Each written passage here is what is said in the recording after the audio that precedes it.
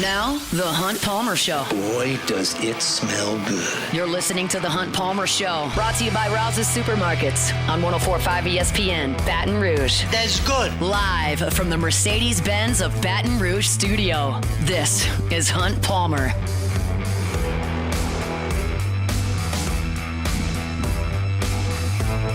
Welcome in. Hunt Palmer coming to you from the Mercedes-Benz of Baton Rouge studio downtown in the capital city. On this Thursday, we're working towards the weekend. That means we're brought to you by Rouse's Markets. Got Jacob Beck and Cassie Spazzali back there on the ones and twos, fired up here with us for the next couple of hours.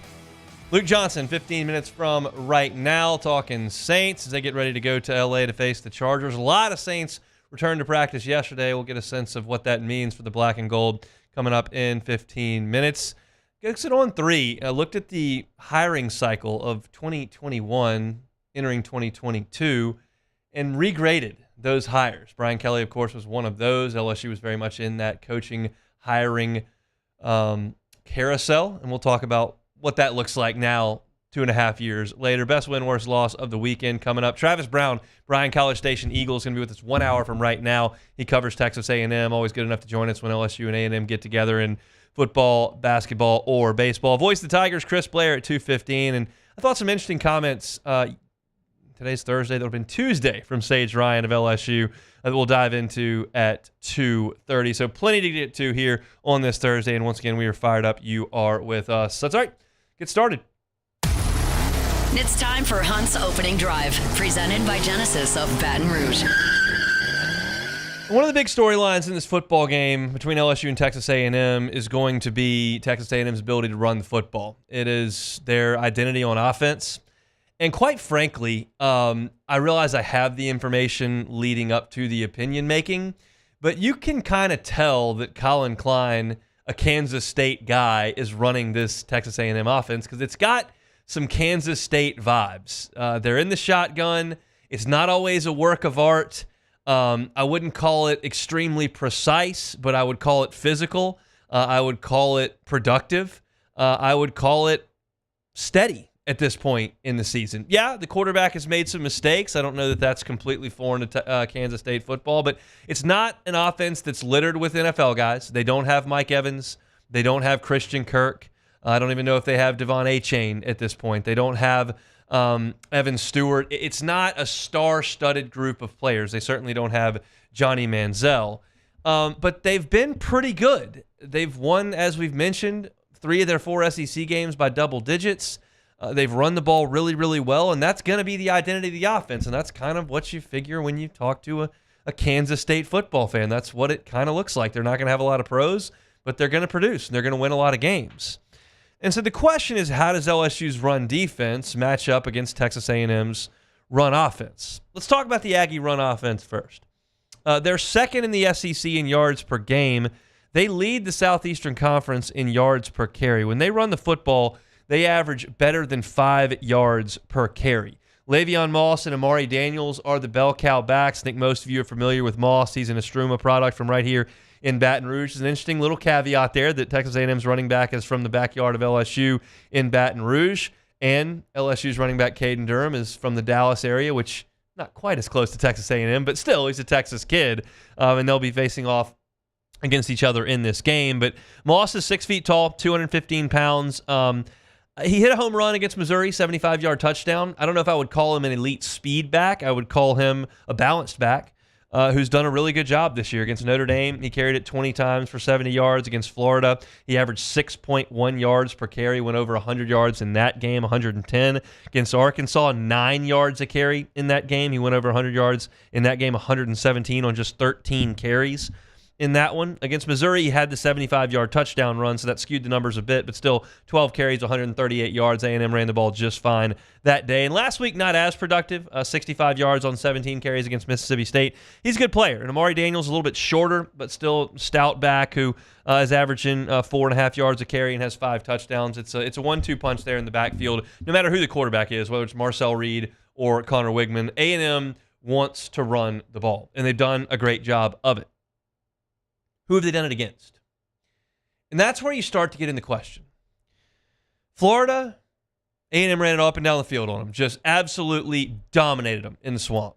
Florida's the number 15 run defense in a 16-team SEC. Missouri, A&M put on a clinic in that game. Missouri is the 10th best run defense in the SEC, and I would not wager that Missouri has played the toughest schedule in the league to this point.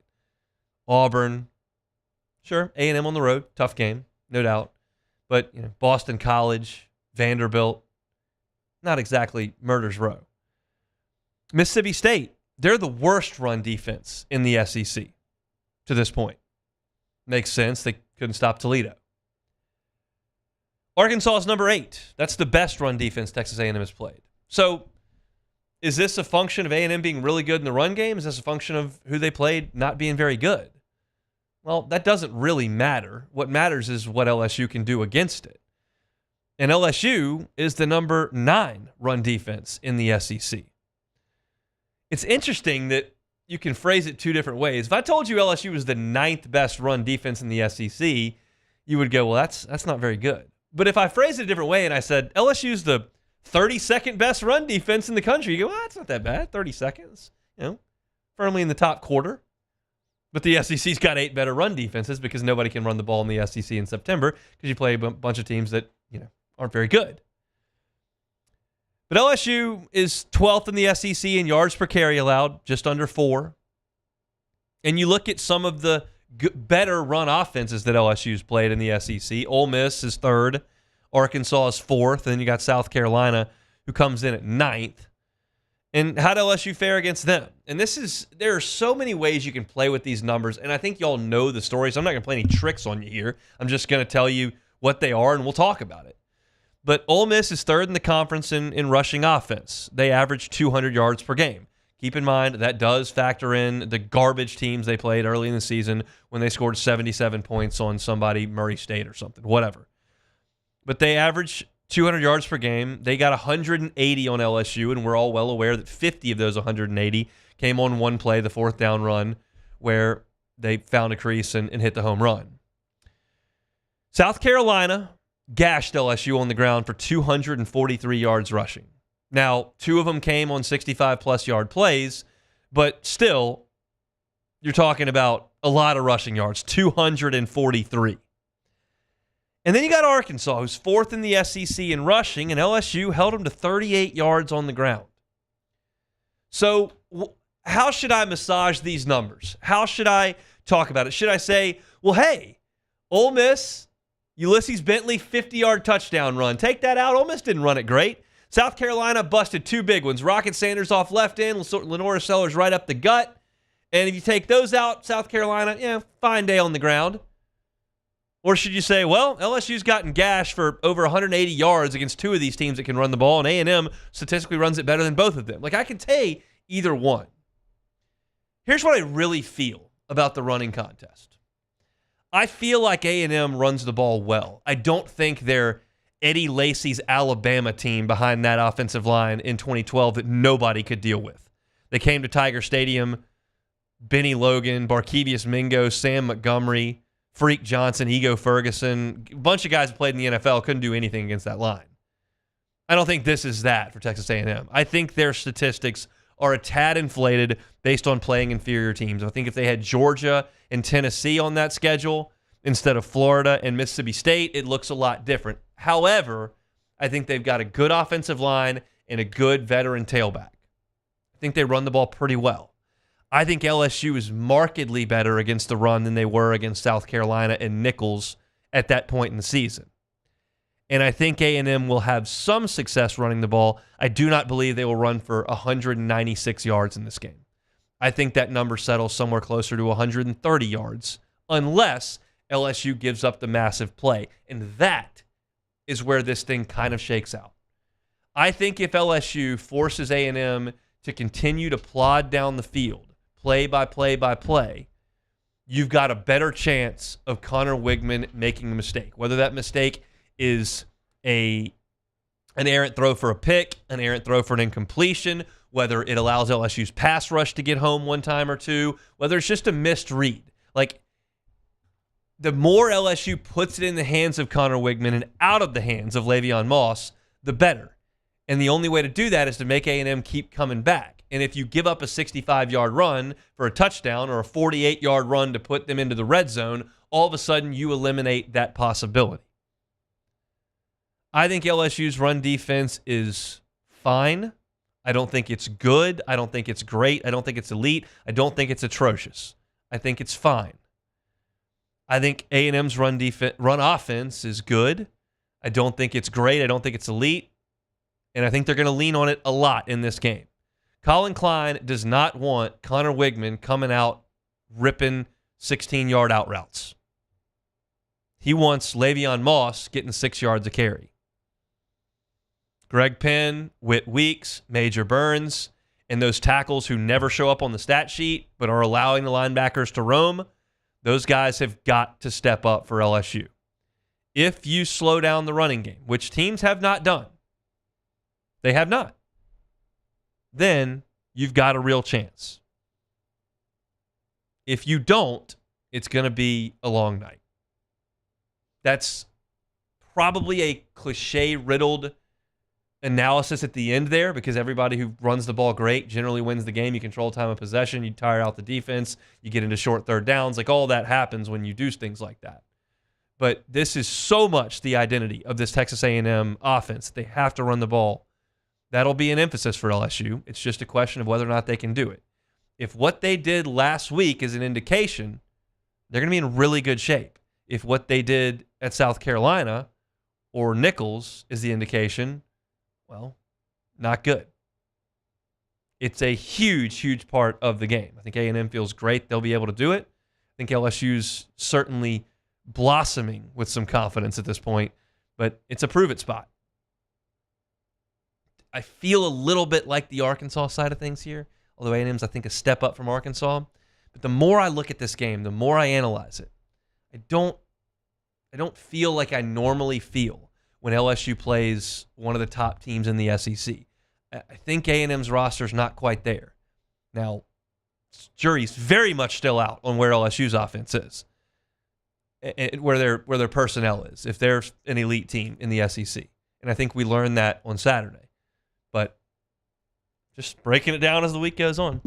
That's our opening drive, presented by Genesis of Baton Rouge. When we come back, Luke Johnson talking Saints, the Thursday edition of the Hunt Palmer Show.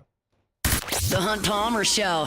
Speaking of Genesis of Baton Rouge, good as time as any to talk about them. Valet maintenance, that's a perk I heard from the folks over at Genesis Baton Rouge. It just sounded so appealing to me because I don't really love sitting in dealerships waiting for them to work on my car.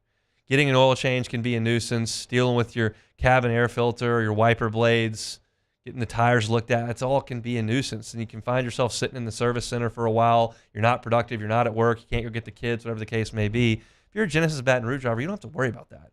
They've got valet maintenance. And for 3 years, they've got complimentary maintenance on all their lines of vehicles at Genesis of Baton Rouge. So you drive to work, they come pick your car off. They drop you off in a car, so you've got one for the day.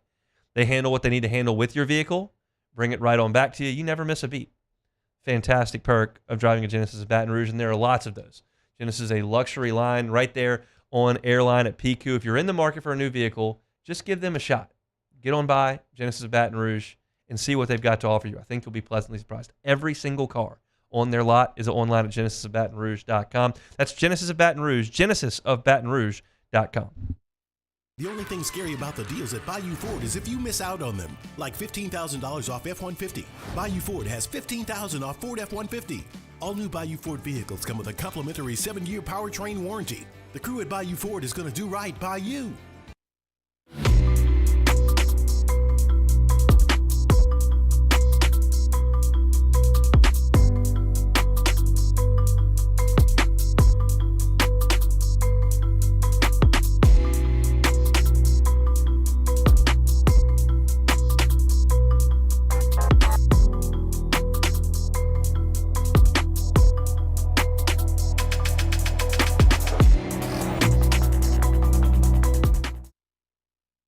Electricity is all around us, and our families depend on it. Every day is sparked by the power of a cold drink or a warm meal, a movie night, and a comforting light at the end of a dark hallway. From sunrise to sunset, playtime to bedtime, our team is ready to take care of your electrical needs. Even in the case of an after-hours emergency, the light in your life shines brighter with Mr. Electric. Hey, it's Matt Moscona. For years, you've heard me tell you about Insurance Network of Louisiana, helping you find better coverage for less money. But it's not just for your home and auto. They also offer commercial property. So, retail stores, professional offices like doctors, dentists, attorneys, clothing boutiques. Insurance Network of Louisiana can find you better coverage for less money. They service the entire state of Louisiana, and they're local. So call today at 293-0450 or lainsurance.net. Jerry and Benny Payne began Central Plumbing Company out of their driveway in Tanglewood subdivision. 50 years later and 4 generations down the road, we continue to serve Baton Rouge and the surrounding areas for all of their plumbing needs. Residential, commercial, industrial, or hospitality, Central Plumbing is here 24/7, 365. We want to thank our customers, family, and friends for 50 years of success. And looking forward to 50 more.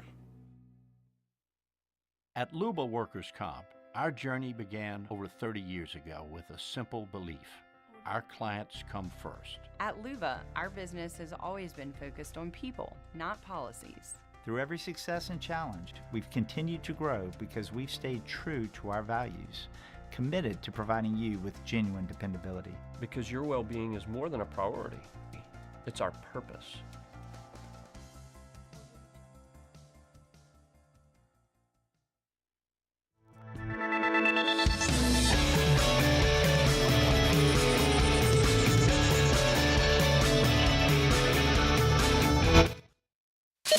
You're listening to The Hunt Palmer Show, brought to you by Rouse's Supermarkets.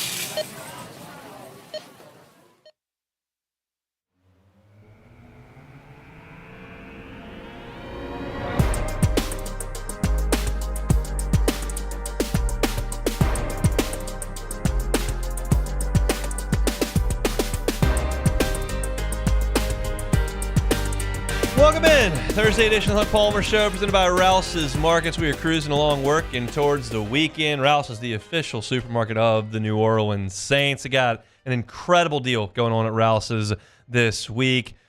Look, USDA Prime Beef Boneless Whole Ribeyes for $10.99 a pound. That's a savings of $9 a pound. You're basically getting half off whole boneless ribeyes. That's fantastic stuff.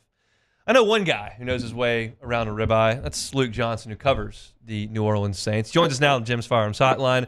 Luke, can we get you into Rouse's for a ribeye? You can, and you and I can like reminisce about the good old days of the Drover. You know. Oh man, got to get back to Omaha. That's really the issue here. Is that LSU's got to get right on back to Omaha so we can get back there. I'm not sure. Did the Saints get anything done at practice yesterday? There were so many players on the field. I'm not sure how they would function.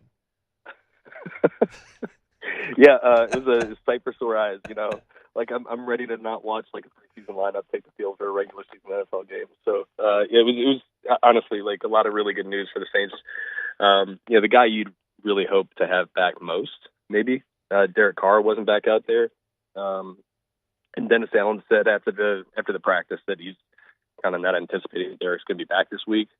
But you are talking about getting, you know, potentially Chris Olave back. I think Cesar Ruiz will be back. I think Taysom Hill will be back. I think Lucas Patrick will be back. That's 4 starters. It's a third of your offense that you're getting back. So yeah, a lot of really good news. And you got Pete Werner back on the other side of the ball. So I just think that the long break really did him some good. Clearly, my focus there is on Lucas Patrick and Cesar Ruiz in the middle of that offensive line, because without a running game, you're just not going to give Spencer Rattler much of a chance. How much more confidence do you have in the Saints' ability to run the ball with those two guys back in the lineup? I mean, a lot more. You know, obviously, like you want Eric McCoy back in there, but I think Connor McGovern's been fine at center.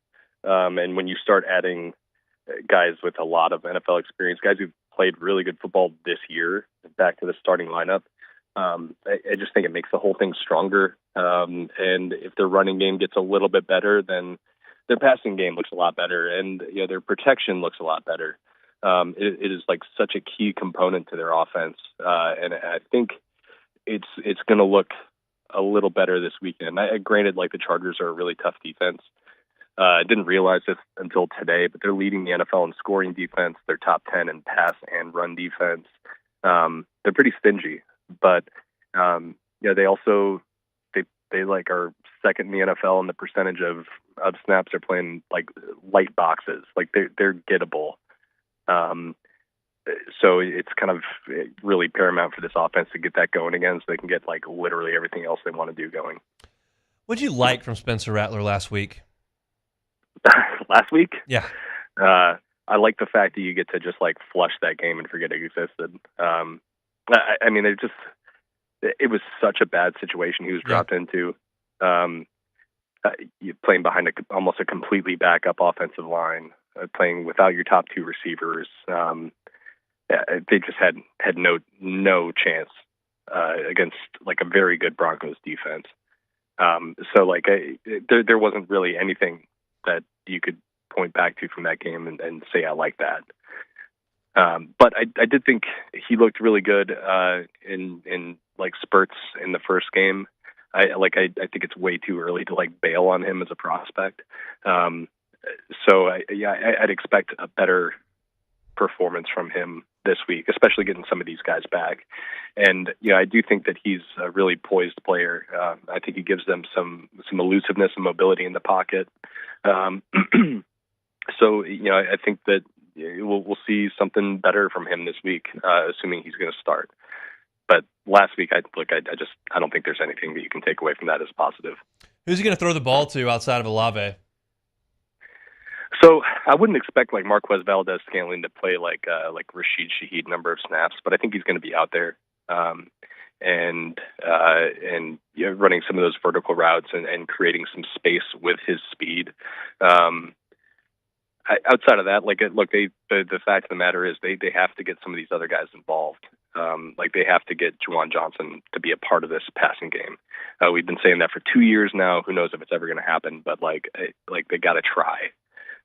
Because the nice things you've seen out of Bub Means, some of these other guys, it's just it's not really good enough, And I also want to see them try to get Kendre Miller involved in like the screen game and stuff like that. I think that was a really nice part of his game in his rookie season. He didn't get like a lot of opportunities there, but like the few that he did, he looked really comfortable running that sort of stuff. I think that can give him some like easy shots to kind of get into the flow and rhythm of the game, and see where that takes him. Well, we're on the offense. We might as well just stick with Kamara here. What do you think about the contract extension, the numbers, and the type of player that he can be for those 2 years? Yeah, I get like some of the criticism of it. Mainly from the standpoint of like this team is short on resources and committing 2 more years to a player who's going to be in his early 30s by the time the end of the contract is over. Like I understand that, but I think some of the stuff about like 30-year-old running backs is getting kind of proven to be overblown at this point. I think teams are smarter about how they manage these guys younger in their careers, and they're getting into their 30s playing at a higher level than they did 5 years ago. I mean, Derrick Henry's on pace for a 2,200-yard season right now. Aaron Jones is having a really, really nice season for the Minnesota Vikings. He's 30 years old. Raheem Mostert set a career high in rushing last year at 31. Like it's possible for guys to play well into their 30s. And I think Alvin has played really, really well this season outside of the games where he's just been in this terrible situation. So it has to be right around him. There's a criticism to be made there. It's not like he's going to take over a game, but when the situation is right, he's still a special player. And then when you look at, if they would have released him next year, which is like what would have happened, that last year the contract was never going to happen. He's going to count the same against the cap next year that he would have if he was released. So like you're essentially getting him for free next year, right? Like you're getting the player at the cost that it would have costed to not have him on the team. So like I have absolutely no problem with it. And just speaking personally, like it's nice having somebody like Alvin to talk to in the locker room. Like he keeps it real. And he's like a fun guy to cover. That part's inarguable. He's been so refreshing, both just in the media and then just the way he's handled this entire thing. It's been incredible. In this day and age, that's just incredibly rare to have a guy in a contract dispute that's going out there and with busted ribs and getting destroyed and just showing up for work every day. That's been incredibly refreshing from my perspective. All right, let's talk about the defense because they hadn't been that hurt and they're not stopping anybody. So what's the biggest issue? It's everything. I mean, I think it starts and stops at the run game, right? I think the Saints have only allowed 5 passing touchdowns this year. It's like they're like second or third in the NFL in like the number of passing touchdowns they've allowed, but like their run defense has been atrocious, and everything else is just kind of fallen apart because of it. So like since week 3 in this 5-game losing streak, they've given up 901 rushing yards, 6 yards per carry, 26 explosive runs in 5 games. Whoa! 26 explosives in 5 games. Yes. Jeez Louise. And look, it's all over the place. Like 2.62 yards before contact per next gen stats.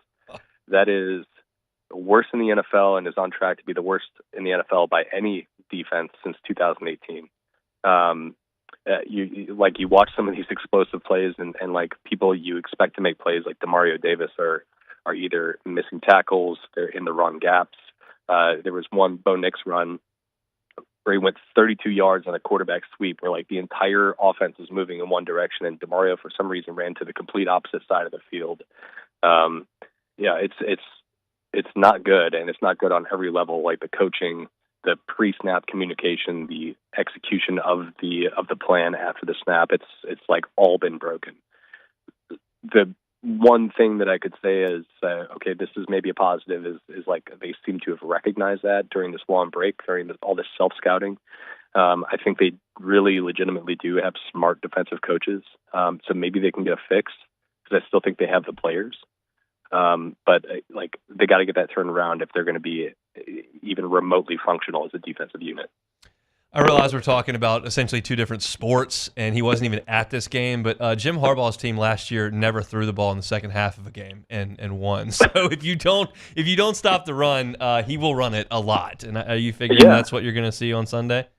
Yeah, absolutely. Like if I was the Chargers, I'd want to run the ball about 50 times against the Saints defense. You know, and they've got a really good offensive line. They've got some really good young players.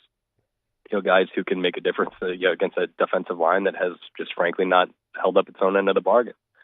So, like, that's fully what I'm expecting this week, even though they have, like, a mutant at quarterback who's really, really good. I fully expect Jim Harbaugh to dare them to stop the run and see if they can actually do it. How do you like their chances on Sunday? I'm actually feeling a lot better about this one than I have for the last couple of weeks, just because they're getting a lot of guys back.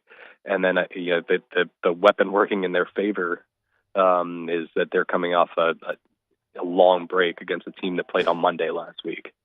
We saw that impact the Saints against the Bucs when the Saints were on a short week and the Bucs had a long rest and the Bucs just really took it to them in the second half. I think that's going to benefit New Orleans this weekend. I think the line when it opened up was something crazy like Chargers +7 or -7. I expected at least to be close. And I'm actually feeling much better about the Saints' chances to get a win this week than I have in the last couple of weeks. And look, it's important. Counting this game, their next 6 opponents are a combined 13-27 right now. So, like, if the Saints are ever going to make a run, this is the time to do it. They've got a lot of easy opponents on their schedule, and I'm sure a lot of opponents are looking at the Saints being like, okay, we got the 2-5 Saints. That's an easy opponent on our schedule, but, like, this is the time to get it done. Where's your confidence level Derek Carr will be back next week? Yeah, I'm fully anticipating he'll be back next week. Now, this is like something that, again, it's not a pain tolerance issue; it's a functionality issue. But the fact that he's on a throwing program now, and he was listed as doubtful last week, makes me feel like he's much closer. And maybe if it's not this week, I feel like next week is the target. Sounds good. Enjoy LA. Thanks, Luke. Thanks, buddy. Luke Johnson at @ByLukeJohnson on Twitter, covers the Saints for The Advocate. Does incredible work. Go check him out online, and he's always with us on Thursdays. If you're looking for Saints content, you can always find ours at Hunt on Saints on YouTube. Our segment with Luke's there every single week, so you can go ahead and check that out for the Saints and the Chargers coming up on Sunday from Los Angeles. We'll come back. kind of taking another look at the coaching carousel that LSU got involved in back in 2021. We'll do that coming up next. The Hunt Palmer Show. One Bath and Closets. OneBathAndClosets.com is the website. David Duvall and his team, 30 years redesigning and remodeling bathrooms and closets. To a lot of people, any sort of renovation or remodel is just overwhelming and they don't even want to take that first step. Well, the first step's free. So go to OneBathAndClosets.com and just talk to David Duvall and his team and see what they can do for you. A lot of folks are in homes that have those big jacuzzi-style tubs.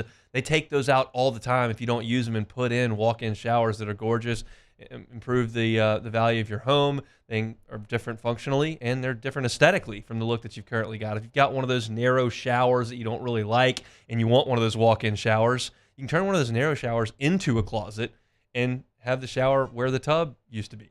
Those type of things are what David Duvall and his team do all the time. Start the process at OneBathAndClosets.com. If you're worried about paying for things, they've got financing available. 18 months, 0% if you qualify. It's all at One Bath and Closets. OneBathAndClosets.com. Bayou Chrysler Dodge Jeep Ram can get you in a new 2024 Ram 1500 truck for only $32,898. $32,898 for a new Ram 1500 truck. All new Bayou Automotive vehicles come with a complimentary 7-year powertrain warranty. The crew at Bayou Automotive is going to do right by you. Join us at Pro Dreams in Mandeville for our special event, A Day of Champions. Meet LSU National Championship winning head coaches Jay Johnson, Skip Bertman, and Paul Maneri. Don't miss your chance to purchase authentic sports memorabilia, autographed by the champions themselves. It's the perfect opportunity to celebrate LSU baseball and take home a piece of history. Visit pro-dreams.com to get your tickets. See you there. Gulf Coast Office Products is a nationally recognized Savin office equipment dealer based right here in Louisiana. Over 100 employees strong, Gulf Coast has the boots on the ground to support all vertical markets from education, engineering, legal, and finance. With the latest in office technology from desktop to production segment units, Gulf Coast and Savin have the perfect fit for you. Call 225-756-2644. That's 756-2644 for Gulf Coast Office Products. There it is, the extra mile, on the border of expected and extraordinary for those willing to go further, like vans customized for work or play, with safety and tech to keep you connected, supported by a 5-star sales, service, and finance team, and backed by the 1-star you know. So go the extra mile. It's never crowded, because so few have what it takes to go there. Mercedes-Benz Vans.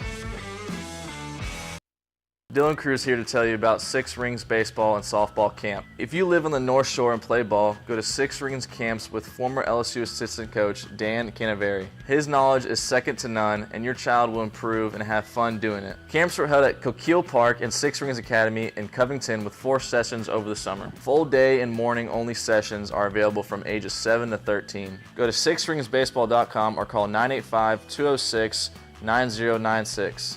Learn the game to love the game. I've been doing business with Luba for 25 years. They're dependable, trustworthy. It's just the attention to detail with our clients. Our folks have years and years of experience. They're highly trained professionals, but many companies have that asset. What I'd like to think makes Luba a bit different is that we use those talents in a way that truly is dedicated to serving the needs of the folks who depend on us. At Relief Windows, we're more than windows. We're windows, doors, hardy plank, and vinyl siding. But our #1 product is always customer satisfaction. This is the Hunt Palmer Show, brought to you by Rouse's Supermarkets.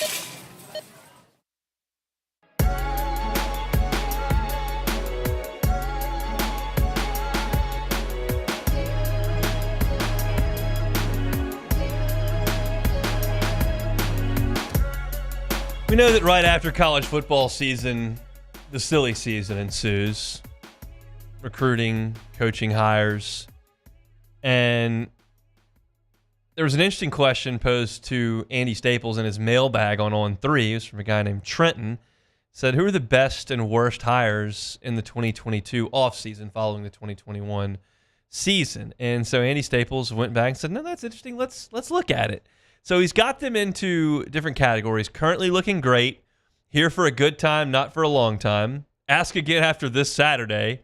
Hanging in and looking bleak. 5 categories there. And LSU was in the mix here. And I didn't remember that all of these names were names that were in the mix when LSU made its move to hire Brian Kelly. But Kelly, as you would expect, after winning the SEC West in year 1, producing a Heisman winner last year, and having LSU in the top 10 and atop the SEC for the moment right now, currently looking great. Seems like it's a fair place to put him, and he does fall into that spot. But who else in that hiring circle does he have currently looking great? And I didn't remember all these guys were available because we got so keyed in on Lane Kiffin and Lincoln Riley around here, and then there was some Mel Tucker, and like the whole time it didn't feel like it grew to like 6, 7, 10 names. It felt like it was fairly short. Now Brian Kelly wasn't on anybody's list, but I didn't recall talking about a lot of these names, and then here we are, and they were in that hiring cycle, and Staples thinks they're doing great. Dan Lanning at Oregon was in that cycle. He was Georgia's defensive coordinator, and obviously he's got things cooking up there at Oregon right now. They're recruiting at an elite level. They finally won a big game against Ohio State, so things look good there. He's got Mario Cristobal in this, and certainly that name didn't come up here at LSU, but he was a disaster for a couple of years at Miami because of the on-field coaching gaffes, not taking a knee against Georgia Tech, all that. But he continued to recruit. They were at the transfer portal. They went and got Cam Ward, who has saved them on 2 occasions this year. And now you've got an undefeated Miami team that's very much in the thick of things to win the ACC, get a bye in the playoff, and compete for a national championship. Whether or not you think Miami's going to win the national championship this year, that's kind of irrelevant. They're in the mix, and so he's got them right there. Rhett Lashley was hired in that cycle, and that certainly wasn't a name that was going to come up at LSU, but he's been hired at SMU, and they're playing great. Every Tuesday we talk about the college football playoff picture. SMU's in it. They're an ACC team. They're towards the top of the ACC. They don't have any more ranked teams left on their schedule. Lashley has done a great job. Some other names that were hired in that cycle are Kalen DeBoer, Mike Elko, and John Sumrall. But it was DeBoer at Washington, Elko at Duke, and Sumrall at Troy. Now DeBoer has parlayed that into the Bama job. Elko's parlayed it into the Texas A&M job. And Sumrall has taken the Troy job and then went to Tulane. So all those guys were good hires. They elevated the programs that they were at. He's got Marcus Freeman, who we know was in that hiring circle because LSU fans wanted Marcus Freeman to come to LSU the year before that to be the defensive coordinator, and then potentially with Brian Kelly to be the defensive coordinator. Instead, Notre Dame handed him the keys to the car, and it's been interesting for Marcus Freeman at Notre Dame. You lose to Marshall, you lose to Northern Illinois. Stanford was terrible a couple of years ago, and they lost to them, but they did win in College Station this year. And they're in the mix right now. Now, he needs to beat Navy this weekend. You can't lose to a service academy and Northern Illinois in the same year. That makes you a failure in that year at Notre Dame. But they're in the mix right now. Guys he's got is hanging in from that hiring cycle. Sonny Dykes, which is wild because in Sonny Dykes' first year at TCU, they rode the magic carpet to the final. Now, they got embarrassed there, but I don't think anybody at TCU felt bad about that. They thought that was great. What we're learning is that he probably inherited a pretty good situation. He got a quarterback to play over his head, and they won every close game and found their way into the semifinal where they got Michigan to turn it over 4 times. So it's not going awesome at TCU now. You look at the situation, but they did have a really high there with Sonny Dykes. Tony Elliott at Virginia, whatever. Brent Pry at Virginia Tech, losing to Vanderbilt, looked terrible at the time. Doesn't look as bad now. And they're playing a little bit better these days. So I still kind of look at Virginia Tech and I go, isn't there more there? Like, there are good players in Virginia. You can recruit like Pennsylvania and Georgia from there. And you ought to be able to field a pretty good program in a mediocre conference. And Virginia Tech's kind of been middling to this point. But Brent Pry, okay. And then Joey McGuire at Texas Tech has been fine. But the more interesting names outside of Virginia Tech, Texas Tech, Virginia, I don't really care about those. The ones he's got in looking bleak from this hiring cycle, because these are names that theoretically you could have looked at for the LSU job, and we thought potentially that LSU did. That's Lincoln Riley, Billy Napier, and Brent Venables were all hired in the same coaching cycle that Brian Kelly was at LSU. And right now, Lincoln Riley is a failure. He brought his quarterback from Oklahoma, who won the Heisman Trophy, and they were on the doorstep of getting to the college football playoff, a 4-team college football playoff in year one. You're going, okay, he'll get better defensive players there. He'll continue to recruit quarterbacks. They'll be fine. And then the bottom kind of fell out last year with Caleb Williams on the team, and they've lost 4 league games already in Big Ten play. They've still got to play Notre Dame, and they may lose more. You may talk about 5 or 6 league losses and another one out of conference with Notre Dame. That's atrocious. And at this point, you can start to potentially look at Lincoln Riley and go, yeah, those quarterbacks are pretty good, but what else have you done for me? And there's not a real good answer. Great shootout loss in the Rose Bowl with Baker. Nice Heisman shelf you've got there. But what's the deal? And the more and more I look at that loss LSU suffered in Las Vegas, the more disheartening it is. Because USC's not that good. And I'm not calling LSU elite. I'm not picking LSU to win the national championship. I don't even know if I'm picking LSU to win on Saturday. I hadn't gotten there yet. But you could have won that game. And they just didn't do it. And man, is our conversation about LSU different right now if they find a way to win that game. If Nussmeier just completes that little flip out to Josh Williams, and maybe he turns it up and gets into the end zone, or at least gets a first down and sets up first. It just didn't happen. It's really frustrating. We'll see what Lincoln Riley's future is at USC, but if you're sitting here judging it right now, it doesn't feel that great. Of course, Billy Napier, we know. But Billy Napier was toast when A&M went down there and embarrassed them a couple weeks after Miami embarrassed them. And then all of a sudden, you go to Knoxville and you're competitive, and all of a sudden, you just whitewash Kentucky, and now Florida State looks bad, and you got them at the end. We were kind of penciling that in as a loss, and maybe now it's not. And then all of a sudden, like you can get Florida to 7 wins if you try hard enough, and I'm just curious if that's going to be enough to keep Billy Napier around. You all know by now, I've said it enough times, like that's the guy that I tabbed. I said, right, that's the guy I think that the LSU should go get. He's run a program, sustained success, didn't just do it with one quarterback or one class. He cycled them through and continued to win a lot of games at ULL. He knows the landscape of the state, can recruit well, been on Saban's staff. Like, he's called plays. Like, yeah, I'll take that guy. And it has not worked in Florida, as you well know. The question is, can he hang on for another year? And if they can find a way to beat LSU in the swamp, they can find a way. I don't think they're going to beat Georgia, and I don't think they're going to beat Texas. And then LSU's next, so we'll see. But you can beat Florida State. Maybe he can stick around, but we'll see. And then Brent Venables, 10-3 last year, looked pretty good, but that's a very interesting case because I think we spent more time focusing on Texas joining the league than we did Oklahoma. Texas felt like a bigger deal, but Oklahoma has been a bigger deal. Oklahoma has won the Big 12 half of their years in the league. And what we talked about a little bit in August after they joined the league, and I spoke to a guy that covers Oklahoma that day, was going, man, they've got astronomical expectations in terms of performance year in and year out and appearances in conference championship games. And nobody here really does that. Nick Saban did it, and Kirby Smart has done it. But nobody else gets to the championship game 3 out of 5 years. Like, that just doesn't happen. LSU's had a great program. Auburn has had great teams. Tennessee during their run. Dan Mullen. Mark Richt. A&M's never made it. Ole Miss has never made it. Like, it's hard to get there. And Oklahoma expects to get there all the time. Now, I'm not saying that Oklahoma should be okay with the season that Brent Venables is about to put out, which could be 1-7 in the league.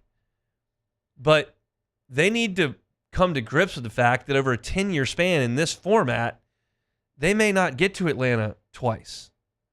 Now, you don't have to in a 12-team playoff anymore, but I'm just curious where Oklahoma will hold itself. That's always the discussion with hiring and firing coaches. What's your expectation?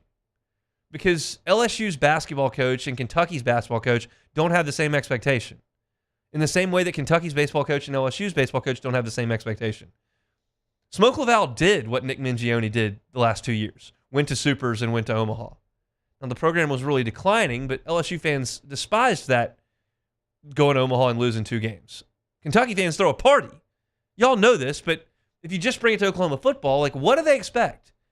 This year, certainly not good enough. But what if he goes 5-3 next year, and then 5-3 the year after that? Like, is that going to be okay, or is that going to be we got to fire the coach? I don't know.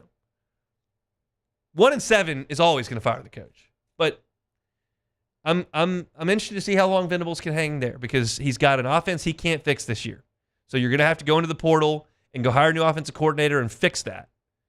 But it's not a comfy feeling right now. And guess what? This is a brutal schedule they've got this year. It just flips next year. You still got to play LSU next year. You still got to play Texas next year. You still got to play Alabama next year. You still got to play Ole Miss next year. You still got to play Tennessee next year. Like, none of that's going anywhere. I think Florida's on their schedule as well. So it's still going to be tough. And I would kind of bet against Venables being around at Oklahoma for a long time. So that's the hiring pool that LSU was in. Guys that are looking bleak. The guys at the big names: Lincoln Riley, Billy Napier, Brent Venables. LSU came away with Brian Kelly, who they've got in the top tier here of this list. It's hard to argue that, and the programs kind of speak for themselves at that point. If you want to read it, you can do so at On3. It's Andy's mailbag there on the On3 home page. Our Thursday shows are brought to you by Rouse's Markets, official market of the New Orleans Saints. We'll come back and close out our number one when we come back.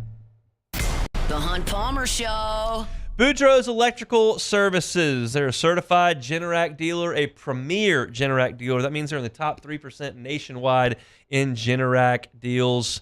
Neil and Melissa have been running it for 40 years. You're not going to hear me talk about subscriptions with Boudreaux's Electrical or VIP membership requirements so you can pay more money to be treated well by the company. No, that's just part of the experience with Boudreaux's Electrical. Start that process. You have somebody come out, assess your situation, whether it's a commercial building or your home. And they come out, assess the square footage, what needs to be powered, how much wattage you need, and they go to work. They're going to get that generator that fits your needs. And depending on the type of generator that you pick, you get a 7 to 10 year warranty on that. It's going to be installed by a full-time Boudreaux's Electrical employee. They're going to do most of that installation underground. It's going to look nice, and it's going to give you the peace of mind of knowing that you don't have to worry about power outages. Those happen around here. Hurricanes happen, ice storms happen, summer thunderstorms happen. It's a nuisance at worst when the power at best when the power goes out. Boudreaux's Electrical can help you understand that that's not going to happen in your house or at your business. Check them out online, boudreauxelectrical.com, or give them a call. Same number they had for 40 years, 985-397-1562. That's 985-397-1562. Or in the 225 area code, you can find them at 300-9389. That is Boudreaux's Electrical.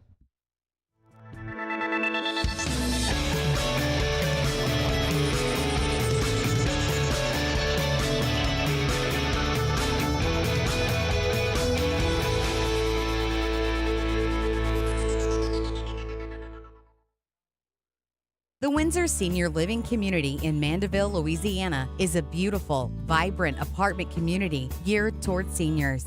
They are nestled right in the heart of Mandeville, where seniors live a more carefree lifestyle in spacious apartments with the peace of mind that comes from having a little extra help. Call the Windsor at 985-624-8040 to schedule a lunch and tour.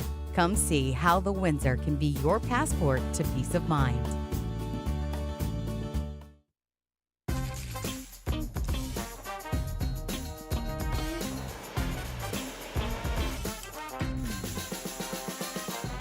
The best kept secret in town is out. Discover Tallulah at the Renaissance Hotel on Bluebonnet. Looking for the ultimate game day experience? Come to the Queen Casino in Baton Rouge. Savor game day platters and snacks, plus drink specials at 1717 Kitchen and Cocktail. So come out for game day and let our team make you the MVP. The Queen Casino, where every moment is a win. The only thing scary about the deals at Bayou Ford is if you miss out on them, like $15,000 off F-150. Bayou Ford has $15,000 off Ford F-150. All new Bayou Ford vehicles come with a complimentary 7-year powertrain warranty. The crew at Bayou Ford is going to do right by you. Breck teamed up to reimagine your parks, and you imagined big. With your help, we went to work, creating 12 beautiful community parks across the parish. A family-sized water park, miles and miles of trails, and parks just for your dogs. There are more places to splash, to explore, to run wild, and even soar. You imagined, we delivered. Gold. Brack, your #1 park system in the nation. Electricity is all around us, and our families depend on it. Every day is sparked by the power of a cold drink or a warm meal, a movie night, and a comforting light at the end of a dark hallway. From sunrise to sunset, playtime to bedtime, our team is ready to take care of your electrical needs. Even in the case of an after-hours emergency, the light in your life shines brighter with Mr. Electric. Hey, it's Matt Moscona. For years, you've heard me tell you about Insurance Network of Louisiana, helping you find better coverage for less money. But it's not just for your home and auto. They also offer commercial property. So, retail stores, professional offices like doctors, dentists, attorneys, clothing boutiques. Insurance Network of Louisiana can find you better coverage for less money. They service. You're listening to The Hunt Palmer Show, brought to you by Rouse's Supermarkets.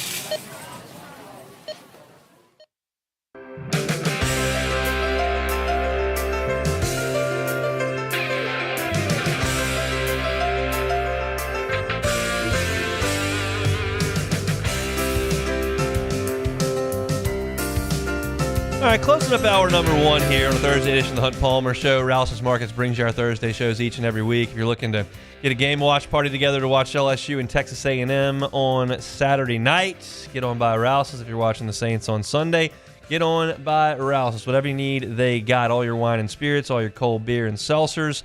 Also got sandwich trays, meat pie trays, got your steaks, burgers, ice, whatever you need to watch the game. Rouse's got you covered. Get on by any location in South Louisiana. If you're in South Louisiana, there's not a place you can be where there's not one pretty reasonably close.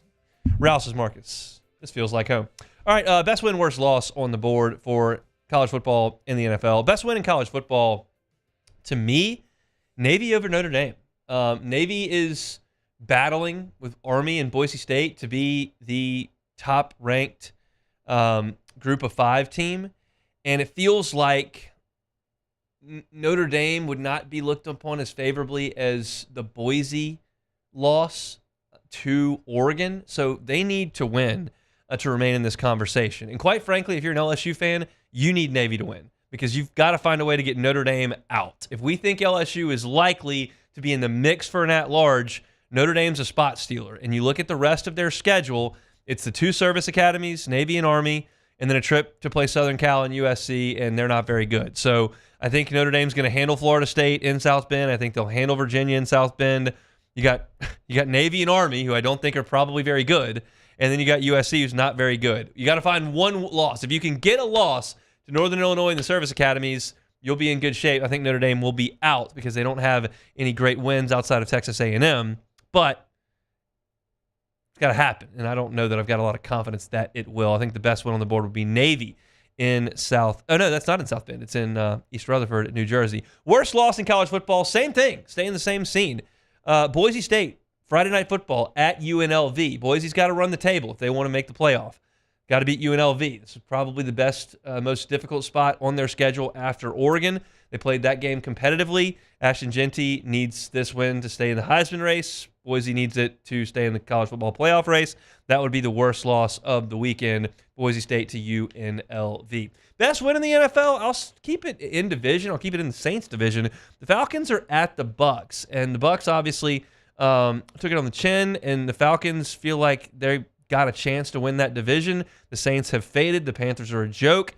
These two teams feel like they're the cream of the crop in the division right now, and if the Falcons could go to Tampa and win, that would certainly tip the scales in their favor there. So I'll go best win on the board, the Falcons in Tampa. The worst loss to me, the Lions had a huge win last week in Minnesota, take control of that division.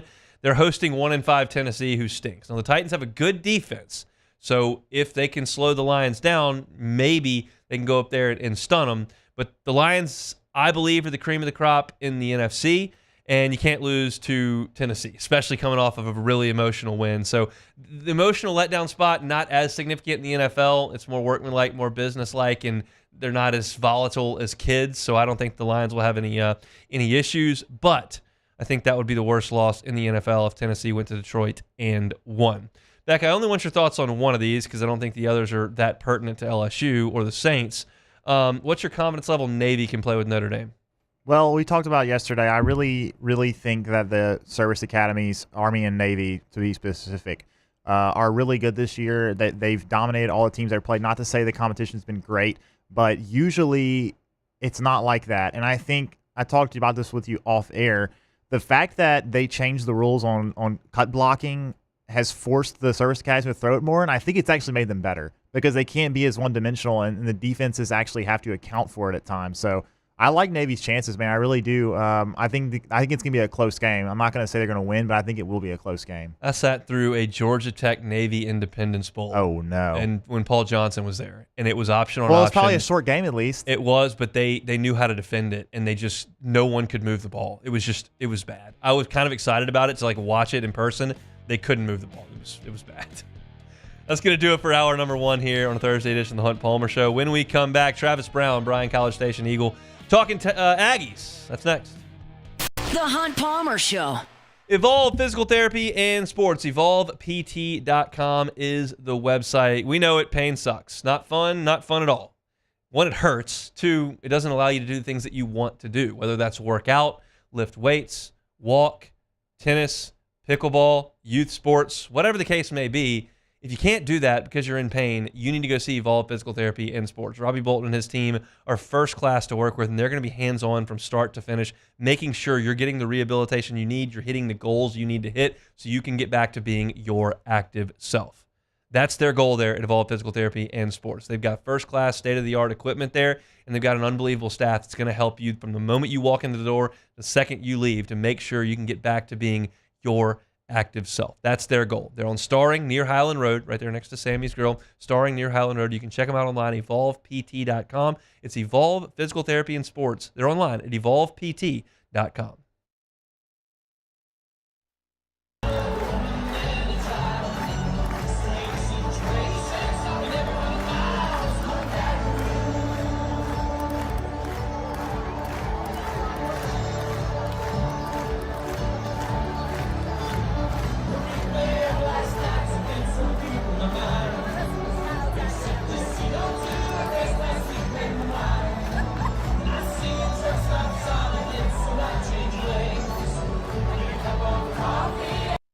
Bayou Chrysler Dodge Jeep Ram can get you in a new 2024 Ram 1500 truck for only $32,898. $32,898 for a new Ram 1500 truck.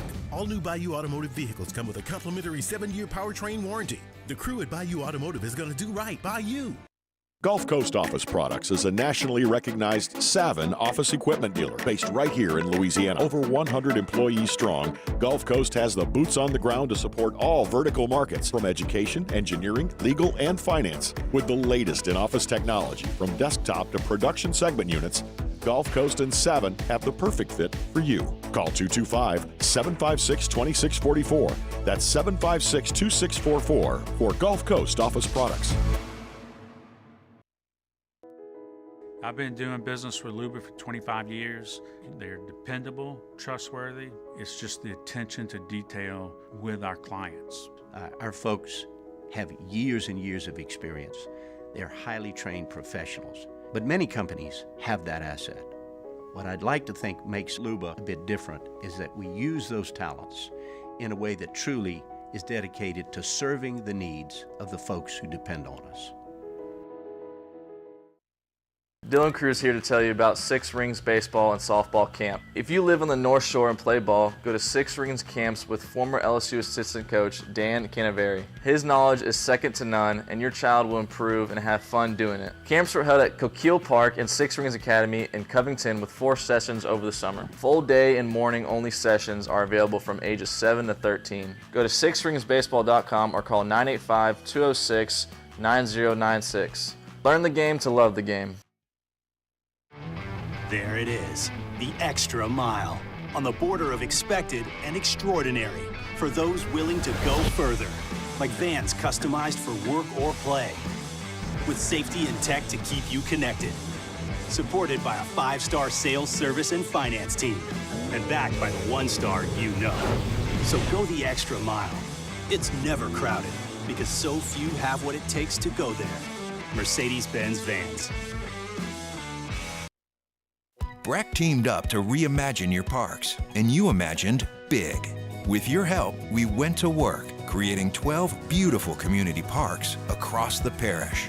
A family-sized water park, miles and miles of trails, and parks just for your dogs. There are more places to splash, to explore, to run wild, and even soar. This is SportsCenter. I'm Doug Brown. NFL Week 8 kicks off tonight in Inglewood as the 2-4 Rams host the 5-1 Vikings. In the midst of trade rumors, Rams wideout Cooper Kupp is expected to play after missing 4 games with an ankle injury. 6 more NBA teams play their season openers tonight. The Clippers opened their new arena with an overtime loss to the Suns last night. ESPN's Tim Legler. I thought Phoenix really played with poise down the stretch. Kevin Durant alluded to it. This was a team that really got out of sorts offensively for a long stretch in the second half of this game. And I credited the Clippers defense. They've got a lot of quickness, a lot of length. I think that's their identity until Kawhi Leonard comes back. Tim Legler. The NBA is now investigating the 76ers' usage of center Joel Embiid. The team is trying to manage Embiid's comeback from a left knee injury. College football tonight in the ACC, 19th ranked and 6-0 Pitt hosting 5-1 Syracuse. 7:30 Eastern for that one on ESPN. Here's one stat that's super simple to remember. Discover automatically doubles the cash back on your credit card at the end of your first year with Cashback Match. With Discover, you could turn $150 cash back to $300. See terms at discover.com/credit card. Now, The Hunt Palmer Show. Boy, does it smell good. You're listening to The Hunt Palmer Show, brought to you by Rouse's Supermarkets on 104.5 ESPN, Baton Rouge. That's good. Live from the Mercedes-Benz of Baton Rouge studio, this is Hunt Palmer. Hour 2, Thursday edition of the Hunt Palmer Show, presented by Rouse's. We're really getting close to the weekend now. It's going to be a big one for the Fighting Tigers of LSU as they hit the road for the second consecutive week.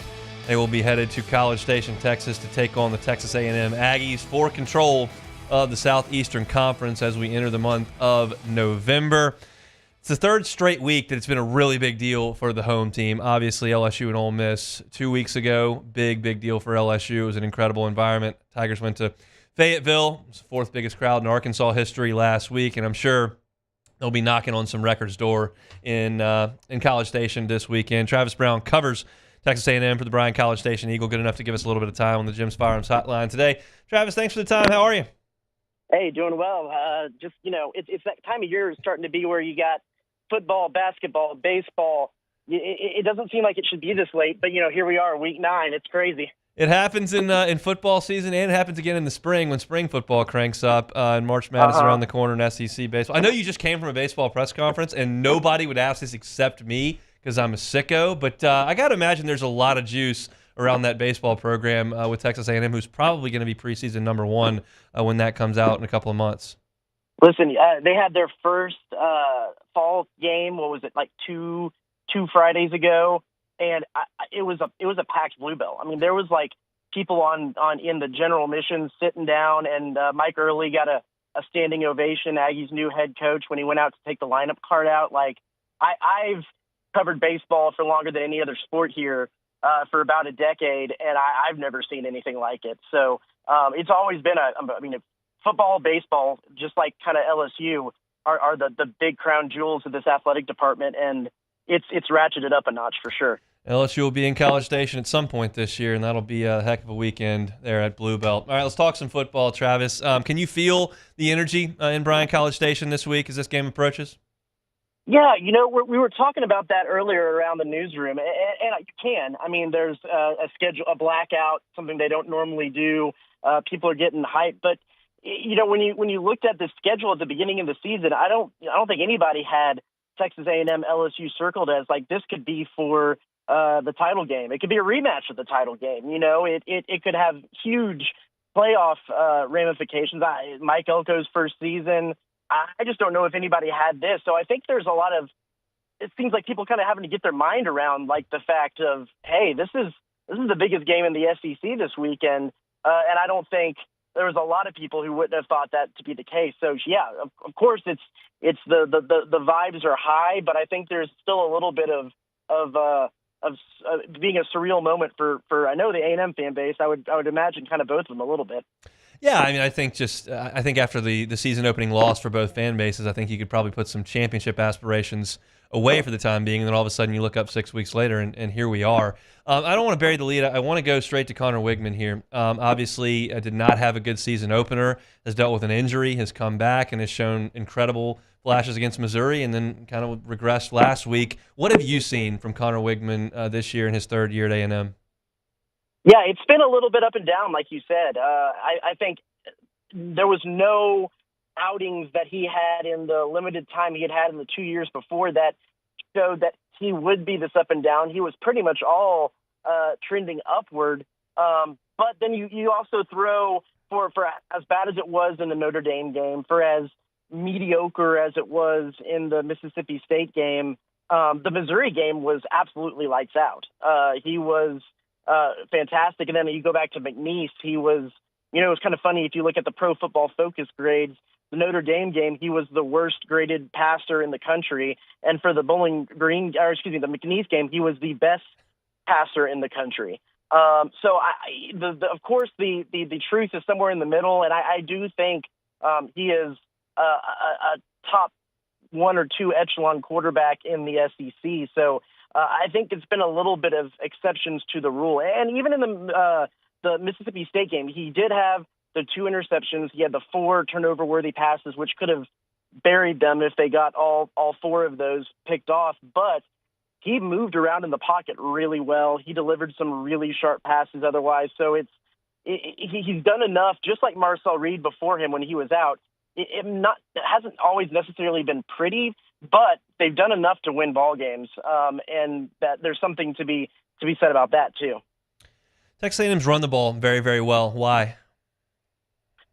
The offensive line has been immensely improved. That's been the biggest weak link in the whole system the past 2 years when Steve Adazio was the head coach in here. They brought in Adam Cushing. I think that's been huge to turn everything around.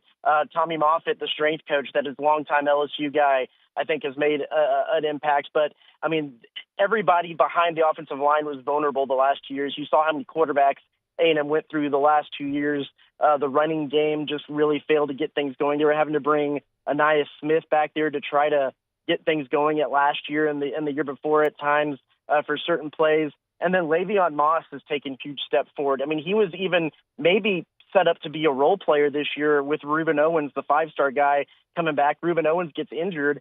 Some people in the fan base around thought that might be a huge knock to the run game, but Le'Veon Moss, from everything Mike Elko and he has said, has really kind of gotten his head on straight this year, builds up some of that football IQ, and now he's the one of the SEC's leading rushers. So I think probably the biggest lump of praise needs to be put on the offensive line, but Le'Veon Moss has really stepped up as well. How big a deal is the Chase Bisontis injury? We learned about that yesterday, that he's been ruled out, been their starting left guard. It's something. It's really something. I mean, he is a beast. He's made the freaks list on The Athletic 2 years in a row. He benches just an absurd amount of weight. But they slotted in T.J. Shanahan, the freshman, in the game last week, and everything seemed to continue to move along smoothly. That's going back to the offensive line. That's been something that you couldn't say, even maybe since back to 2020 was the one year they had a great offensive line. Going back to 2016 was the last time before that they had an offensive line that had enough depth that if somebody fell out, they could slide a piece in and the continuity stayed. That seemed to be the case. They've gone through 3 centers this year and rotated through because of injuries, and now this Chase Bisontis injury. It certainly isn't nothing, but more so than any season, basically since I've been covering A&M, this is an offensive line that has some depth that they can maintain continuity if a guy drops out here or there. I've been torn analyzing this game this week because I have a ton of confidence in Mike Elko is going to field really good defenses the whole time he's in College Station, however long that may be. But I also look at the opponents that A&M has played, and I go, they're not great offensively. So where do you stand on how good this A&M defense is?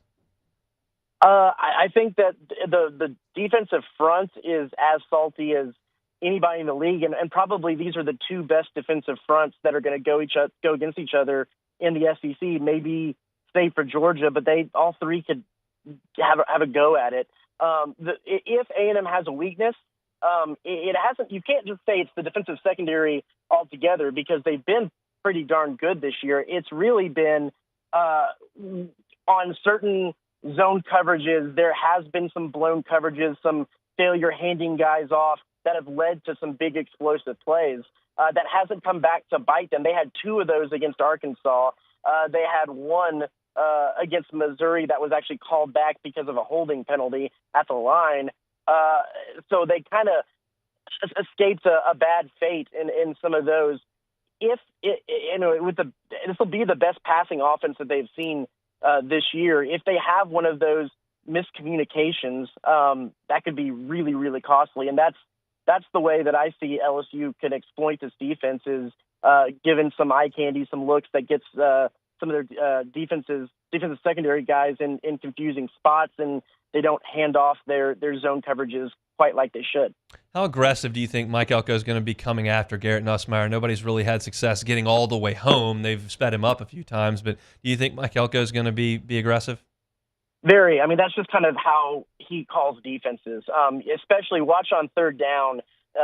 Third down has kind of always been his bread and butter. He runs a 4-2-5 pretty rigidly through first and second down, and then he'll come in with a 3-4 with that jack linebacker, Cassius Howell or Rylan Kennedy, who's basically a really, really quick defensive end, and he'll bring that guy from all different angles. They'll bring safeties. It doesn't matter what position you play on the field.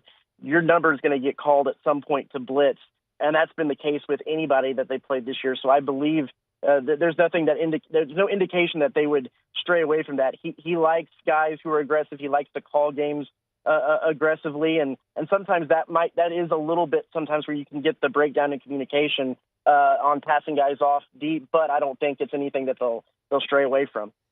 How do you think this goes on Saturday night? You know, I've been back and forth on this. I think when the season started out, I had LSU winning, but A&M has proven to be much better than I thought they were going to be when the season started out. I thought the one reason why A&M would win this game is that LSU's defense was not going to be good, but LSU's defensive front has been really good this season, and A&M is really leans on the run, so that kind of goes into LSU's favor. To me, I think it's going to be a one-score game. It's going to be a barn burner like several of these are, but I do think actually LSU is going to come out of the win. There's going to be one of these games, I thought, that A&M just makes that one mistake in a first-year head coach where they're trying to, nail down a new system, that there's a game that they probably should win that they lose. I think this is a coin flip, but I think LSU has just a little bit more veteran. They have a little bit more time in the systems that are in place. I think LSU is going to win this out. Not to mention, if you go back in history, there's been 8 ranked versus ranked matchups between these two teams, and LSU has won all 8 of them. So they would have to be exercising more demons this year to get that win in a ranked versus ranked game against the Tigers. That's a great nugget there. These weekends make our jobs fun. Enjoy it, Travis. Thanks for the time, man. You got it anytime. Travis Brown, he's there at Bryan College Station. Eagle covers Texas A&M. We appreciate a little bit of his time. We talked about this game so much, and we'll do it in the next segment with Chris Blair as well. I today did a segment on Texas A&M's run game, and I've talked about Texas A&M's pass rush against LSU's ends, and we've talked about a lot. I just feel like this is very likely to come down to Connor Wigman, and I don't know what that says, and we'll talk about it when I make my pick tomorrow. We're 23 hour and 25 minutes away from doing that, but I just feel like if he plays like he did against Notre Dame or Mississippi State, A&M's gonna get smoked. If he plays like he did against Missouri or LSU 2 years ago or Miami last year, like, they've got a really good chance to beat LSU because they've got that home crowd and they've got a good running game and their defense has a really good front. So I feel like there are a lot of constants here. A&M's running game's been a constant. LSU's passing game's been a constant. Garrett Nussmeier's been a constant. LSU's pass rush has been a constant. A&M's pass rush has been a constant. There are a lot of things that have kind of been what they've been, and he's just been so all over the place that, like, that's that's where that's the biggest variable in this game. And I feel like Travis said a little bit of that as well, that there's been some ups and there's been some downs. They didn't survive the down against Notre Dame. They did survive the down last week against Mississippi State, who, in my estimation, is one of the 3 or 4 worst teams in the league. So we'll see. Let's talk to Chris Blair about it coming up next. The Hunt Palmer Show. Audio Video Security Solutions, avssla.com.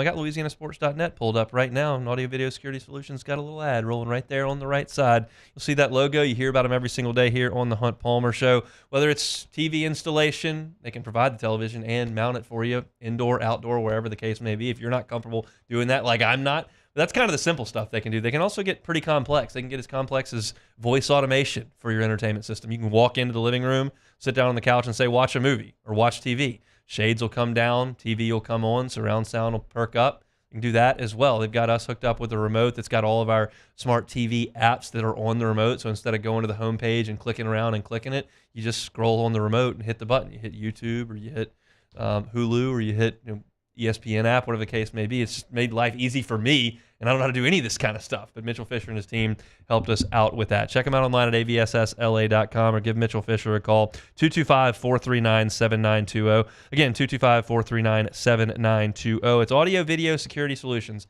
avssla.com. It's no secret.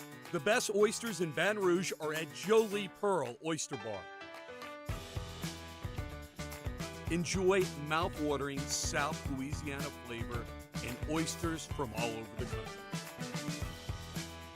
And don't forget our nightly drink specials.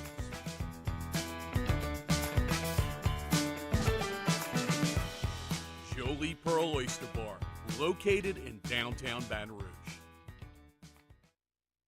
It's an everyday thing here. We work horses in the mornings and we work on the property during the day, and without these John Deere tractors, it'd almost be impossible to keep up with the place. I've dealt with some of the other colors and stuff, and I never really got the response back that I get from John Deere, We really enjoy dealing with Sunshine. They're good people. They always check on us and make sure our equipment's running, and we love them. Flip the switch and learn more about what it means to be powered by Sunshine at sunequip.com. Hey, it's Matt Moscona. For years, you've heard me tell you about Insurance Network of Louisiana, helping you find better coverage for less money. But it's not just for your home and auto. They also offer commercial property. So, retail stores, professional offices like doctors, dentists, attorneys, clothing boutiques. Insurance Network of Louisiana can find you better coverage for less money. They service the entire state of Louisiana, and they're local. So call today at 293-0450 or lainsurance.net. Jerry and Benny Payne began Central Plumbing Company out of their driveway in Tanglewood Subdivision. 50 years later and 4 generations down the road, we continue to serve Baton Rouge and the surrounding areas for all of their plumbing needs. Residential, commercial, industrial, or hospitality, Central Plumbing is here 24/7, 365. We want to thank our customers, family, and friends for 50 years of success. And looking forward to 50 more. At Luba Workers' Comp, our journey began over 30 years ago with a simple belief: our clients come first. At Luba, our business has always been focused on people, not policies. Through every success and challenge, we've continued to grow because we've stayed true to our values, committed to providing you with genuine dependability. Because your well-being is more than a priority. It's our purpose.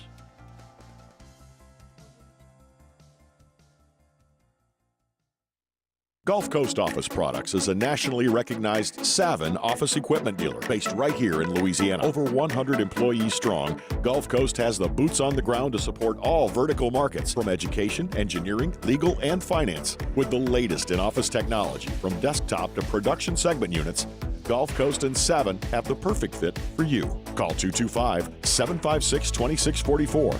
That's 756. This is the Hunt Palmer Show, brought to you by Rouse's Supermarkets.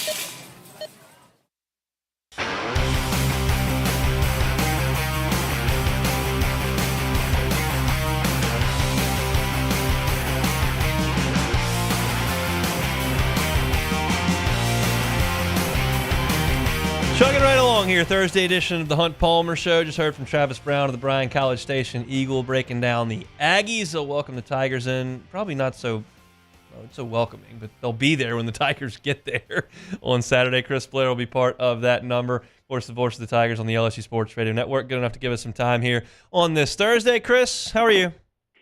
I'm great, man. Great. Getting ready to go to Kyle Field. They tell us it's going to be wild and crazy, and they really are hung up that it's going to be super loud, so we'll see. I'm curious how the environment was in Fayetteville last weekend. I have been there, but Arkansas wasn't that good, and it was a day game, and it was freezing cold. So I hadn't been there for a great weather night game when they think they're really good. How was that? Yeah, I mean, you can tell. I mean, it was, most of the seats were full, even the upper deck, and, it's different. Gordy and I were talking about it on the broadcast. The bowl itself kind of goes up at an angle, almost like slants. So the fans, the farther up you are, the further you are from the field. It's a little more expansive than, other places. So you don't get that whole reverberation.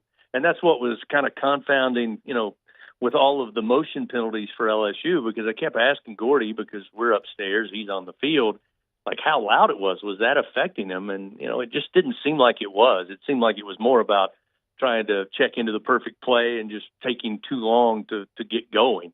Because I didn't find it to be extremely loud. And again, that's not a swipe at Arkansas fans. I mean, they were there and they were, you could tell they were there. It's just the way the building is. It just doesn't reverberate like it does in some other places with 75,000, or like at South Carolina where, 77,000, gets extremely loud. And it was loud that first game we played there earlier in the season. But, I didn't think it was a noise factor for LSU. I think it was more of just, asking an offensive line to stay in a stance for, 25, 30 seconds.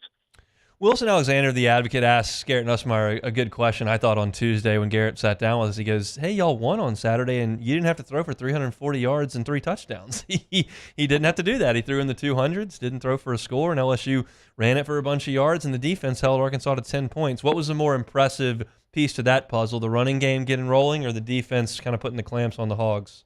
Well, I'll start with the defense because I think it's the third straight game that the Tigers are. You see that game against South Alabama, and again, it wouldn't have mattered who LSU was playing. They just looked like a defense. They looked like they were where they were supposed to be, and when the play was meant to be made, they made the play, and they tackled much better than we saw in the first several weeks of the season. And then the same thing carries over to the Ole Miss game. So now all of a sudden, you got 2 games where they play well, look good, execute, I thought, at a high level. And then you get to the third game against Arkansas, and for the second straight week, you hold an SEC opponent out of the end zone in the second half. So to me, the story was the defense because, the first game, okay, they look better. Second game, hey, this might be something. Third game, I think now, and probably more important than what we think, Hunt, I think they have confidence. So I'll start with the defense. But goodness knows, it was nice to see LSU be able to run the ball effectively. And all 3 guys really contribute in the running game. And, it's one of the things Coach Kelly has been saying for weeks. It's not just the offensive line. It's not just the running backs. I mean, it goes, to all 11 out there, including the blockers on the edge. So, they're just trying to get everybody together, executing at the same time. And, again, I like where both are trending, the defense and the running game. And hopefully you'll be able to build on that Saturday night. Because coaches, I think, are certainly going to say, all right, with this receiving core, are we going to try to keep everything in front of us and make sure we tackle well and a 7-yard play doesn't become a big play with a missed tackle? Are we going to man up on these receivers, and are we going to try to take one of them away by bracketing coverage?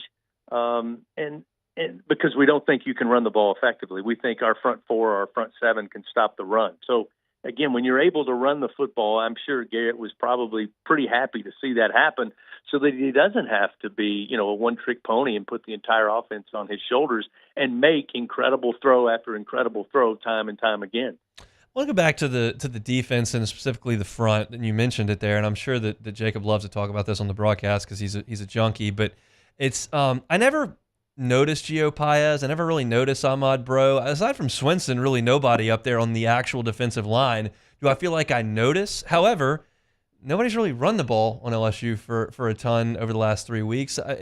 What do you think they're doing so well, even though the stat sheet's not going to pop at you?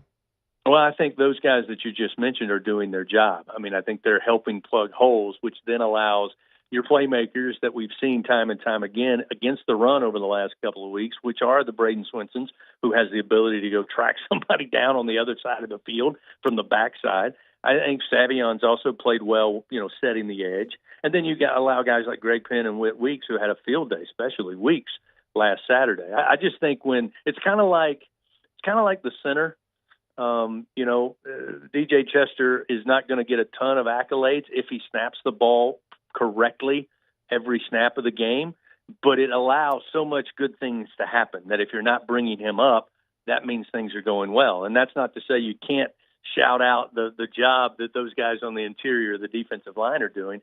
But I think, and Coach talks about it, I'm sure he'll mention it again tonight when we talk about the run defense, is that's how they're having so much success stopping the run, is because of what those guys are doing that don't get all the glamour. They don't get, they don't get a whole lot of Defensive Lineman of the Week awards, but they certainly are doing their job. And it goes back to when you lose a guy like Jacoby and Guillory, that you can rely on Gio Paez and you can rely on some of the younger guys like Ahmad Bro to not have to go in and do 65 to 70 snaps. They're able to rotate these guys in where you're doing 25 or 22 or 26 snaps a game, and there's really no drop-off. And to me, that's the hidden depth that maybe we had that we didn't realize when Jacobian went down.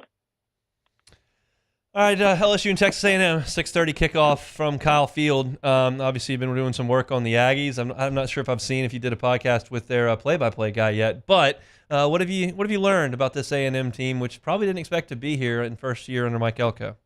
Yeah, I mean, I think they're feeling good about themselves, as they should, and very similar when you look at these two teams. I mean, how many people thought after the first weekend in September that come week 8, the two unbeatens are going to be A&M and LSU. You'd have to be one of the more diehard Aggie and LSU fans to maybe believe that, coming back from Vegas and that loss to Notre Dame for Texas A&M. But here we are.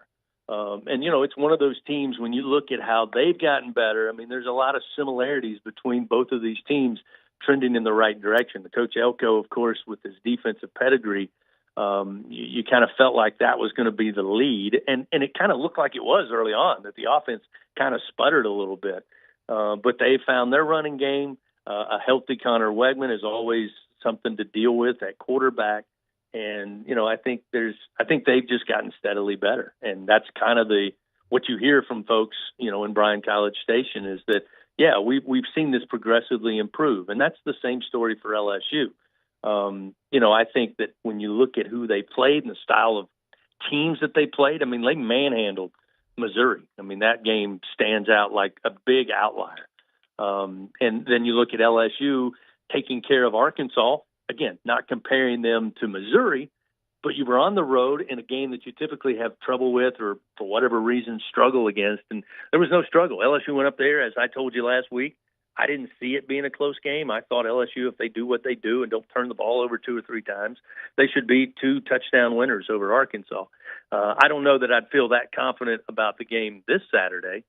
But again, I don't know that, the Texas A&M defense they've seen good passing attacks, but have they seen one with multiple weapons? And to me, that, talking to Andrew Monaco, the play-by-play voice of Texas A&M, that was the first thing he said, was the concern, is Garrett Nussmeier's ability to stay in the pocket, extend plays, know where to move in the pocket, and he's going to have 3, 4, 5 targets that you've got to cover for 6 to 8, 10 seconds after the ball is snapped. So I think that's the strength. Again, the running game will help. But I think LSU is can have some success in the passing game. It'll be interesting to see what Texas A&M tries to take away, and if they have the horses to be able to do that. Coach Brian Kelly Show tonight, 7:00 on the LSU Sports Radio Network. What are you excited to hear from Coach Kelly tonight? What are you excited to ask him? I'm going to be interested to see again how practice went, and part of the reason, Hunt, that I felt pretty confident going to Fayetteville last week was because of what he said. He said, look, in 30 plus years of coaching, we can see early on in a week if the Ole Miss game has hung around, or for that matter, any game, win or lose, has hung around. And he pointed to Tuesday's practice, which is the most physical for the team every week, as you would have not known what had taken place a couple of days earlier in that win over Ole Miss. So I always like to hear his thoughts on practice. He mentioned last week that Thursday was not their greatest Thursday, but some of that had to do with fall break. Some of the guys, stayed in a little bit, slept in a little bit without classes, and he said, I didn't attribute that to being high on the hog for the Ole Miss win.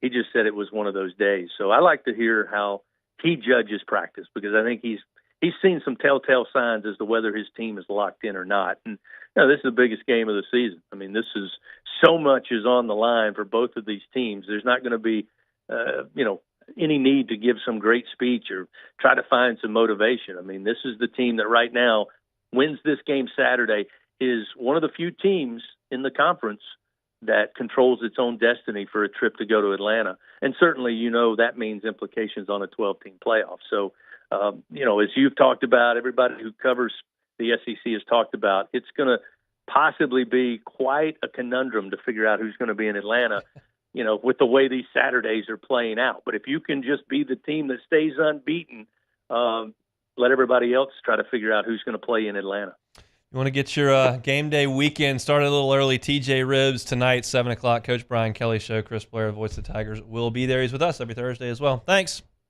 Have fun in Kinder. We'll do it. That's Chris Blair, Voice of the Tigers. I'll be there with Big Fave and BT for pregame. 4:30 is when we'll crank things up. LSU and Texas A&M set to kick off just after 6:30. Interestingly enough, Beck, I just checked this out. I wanted to make sure I had the game time right to talk about when we were going to be on the air for the pregame show. This line has moved. It's now a pick'em. I checked Really? ESPN Bet. They've got it as a pick'em. Interesting. So that would suggest there's some cash heading in on the Tigers. I know there are some people that would say that's a big deal. There are some people who say who gives a damn, but it's just interesting. I think it's interesting that started. A&M was pushing a field goal 2.5, and now all of a sudden it's moved 2.5 points. That's not insignificant at this point. So interesting. But again, kickoff at 6:30 coming up on Saturday. All right, when we come back, Sage Ryan, I thought, had some really interesting things to say on Tuesday about his transition to full-time safety, what that's meant to him. And he also talked about kind of restoring the pride in LSU defense. Some of those sound bites I thought were really good. We'll get to those coming up next. The Hunt Palmer Show. Love telling you about Genesis of Baton Rouge. You can find the entire inventory at genesisofbatonrouge.com. Your buying experience at Genesis of Baton Rouge is going to be luxury in every way. You're going to feel like a guest at their dealership as opposed to a customer. Their brand ambassadors are going to help you every step of the way, get you into the Genesis that best fits your need. They've got sedans, they've got SUVs as well. You can go to the store, which I tell you all the time is a fantastic experience because it's so clean, it's first class, state of the art in every way. But if you don't love the feel of being in a car dealership, in a showroom on the lot, that's okay. Have one of their brand ambassadors come to you. That's doable. They can do a test drive during your lunch break at work. They can do a test drive from your home if that works out. And they can do e-contracts, digital delivery. You never have to set foot on the lot or the dealership or the showroom floor at Genesis of Baton Rouge to get into a brand new Genesis. And every single new Genesis that you buy, 10-year, 100,000-mile warranty. That's as good as you will find in the industry. Genesis of Baton Rouge, a luxury brand of vehicles and one that you absolutely have to give a try to. They're on Airline at PQ. And as I mentioned, every single car that's on the lot there at Airline and PQ is online at genesisofbatonrouge.com. That's genesisofbatonrouge.com. When you can't rely on technology, you can rely on Mountain Cold Refreshment. Dave's back on. Coors Light. Choose chill. There it is, the extra mile, on the border of expected and extraordinary for those willing to go further, like vans customized for work or play, with safety and tech to keep you connected, supported by a 5-star sales, service, and finance team, and backed by the 1-star you know. So go the extra mile. It's never crowded, because so few have what it takes to go there. Mercedes-Benz Vans. Gulf Coast Office Products is a nationally recognized Savin office equipment dealer based right here in Louisiana. Over 100 employees strong, Gulf Coast has the boots on the ground to support all vertical markets, from education, engineering, legal, and finance. With the latest in office technology, from desktop to production segment units, Gulf Coast and Savin have the perfect fit for you. Call 225-756-2644. That's 756-2644 for Gulf Coast Office Products.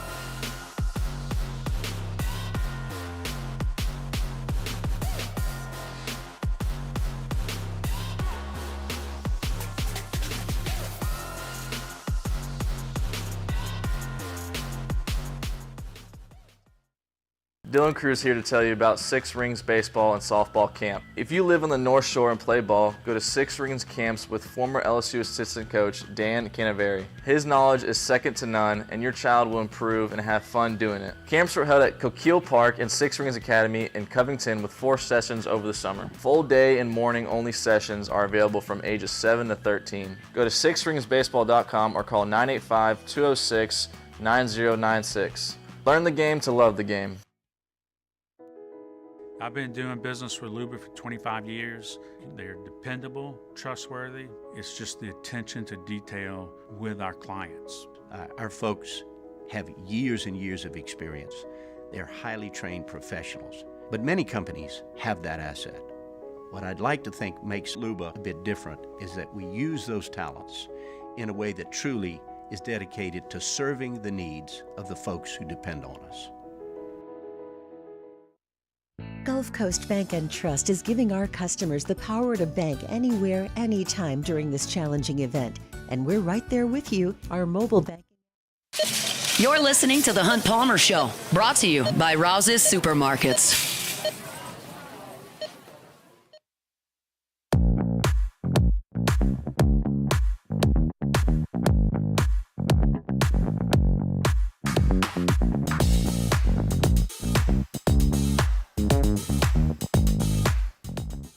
Red Cake Events and Mestizo Restaurant are celebrating their 25th anniversaries with the Metalachi Monster Mashup and Halloween Costume Contest. It's happening October 25th. That's tomorrow at the Manship Theater. Metalachi is the world's first and only heavy metal mariachi fusion band, and you can win free tickets and a Mestizo's gift card by showing us your best Halloween costume at 1045ESPN.com. It's the Metalachi Monster Mashup, October 25th at the Manship Theater. Get all the details at 1045ESPN.com. Beck, what's the best Halloween costume you ever wore? Oh, man. Have you ever seen... Probably not. Okay. There was a movie with Nicolas Cage called Raising Arizona. Okay, I've heard of it. Never seen it. It was him and what's her name? Holly Hunter. Okay. And my wife and I combo. I like that. Yeah, we did the outfit where she was a police officer, and then Nicolas Cage was just like this deadbeat guy. But anyway, we did it together, and it was pretty solid. I won a costume contest. I think I was in first grade. Popeye the Sailor Man. Wow. Took some athletic like ankle support tape, the cloth skin tone ones, and made my forearms real big. I had a corncob pipe, the whole deal. Won a costume contest in first grade for that. In college, how do you remember that, by the way? Because we have a picture of it in my house. Okay. My mom keeps in the baby book and stuff. But yeah, it was a dominant performance by me. Yeah. And in college, I'd had a few pops before I came up with this one, but I didn't have a costume. And instead of just going to the costume shop and just getting something cheap and easy, I went and got adult diapers and was Tommy Pickles. Oh, wow. Rugrats. Good one. That was kind of... That's pretty good, actually. I like that. Rugrats, a great show, by the way. Incredible show. One really of the great good. shows of all time. Me and my wife were Miss Rachel and her husband, which is, for those that don't have a 1-year-old, you wouldn't know who that is, but YouTube, viral lady that does little kid instructional videos and stuff, educational videos, and we did that. It went pretty well last year. Sage Ryan, who we're going to talk about, has nothing to do with the costume contest, but I did want to spend some time on this because I thought he had a lot of interesting things to say. back on Tuesday when we chatted with Sage Ryan. And you all know his story. 5-star recruit, comes to LSU, didn't play a ton early on, has been kind of forced into some different positions at nickel and then out boundary corner last year, and then early this year when Zy Alexander went out. And now he's been moved primarily back to safety as Zy Alexander's come back and Ashton Stamps plays the other side. And it's just kind of been a winding road for Sage, but he's played better since being moved to safety. So I kind of want to talk about some of these things. And one of the things that he mentioned, and somebody asked, how have you grown the most? And he talked about becoming a leader on this team in his fourth year. I've grown as a leader, especially, in the back end, you got to communicate a lot. Just to be able to point guys in the right position. And guys actually trust me to be a leader in the back end. I make most of the calls, most of the checks at the free safety position. So for those guys, to trust me to do that means a lot to me. So that's basically the area that I've grown in my communication and leadership. And I think as you look at since he moved back there, when Zy Alexander came back, like LSU has obviously been in better position. They've been really in position for the better part of a month at this point, which was a serious problem all of last year, and it's sometimes early this year. So that's clearly been a huge piece of it, is that Sage Ryan has helped in the back end of the defense doing that. They asked if he was kind of forced into that leadership role. I didn't have it in the beginning, of my career. I kind of was, just lead by example guy, but they kind of pushed me to be better in that aspect of the defense, to communicate and be a leader in the back end. They kind of challenged me to embrace that role in the spring. So I just, I took it and ran with it. And I continue to get better with it each and every day, kind of working on, making the calls and the checks and all that in the back end. Look, I'm not sure that Sage Ryan is the best cover guy that LSU's got on the roster. So for him to go out there for 65, 70 snaps as a boundary cornerback and just try to play straight up man and zone coverage is just not best suited for him. Not to mention, he's learning nickel, he's learning corner, he's still got to learn safety, and now he's just kind of focusing on one. And I thought this was maybe these next two that we'll play were two of the more insightful bites that we got from him on Tuesday about settling in at safety. Yeah, it definitely has helped me. I played all those positions, corner, safety, nickel. But, to focus on one position at safety and, just dial in on that, it helps me to play, faster and just fly around to the ball. And he's done that. He's been good in coverage. He's made some plays against the run. He's made some plays moving up and chopping guys down in some short passing game situations. I think he's done great. And the question was asked, is it hard to learn every position in the secondary? It's very difficult. You kind of gotta lock in on your keys a lot.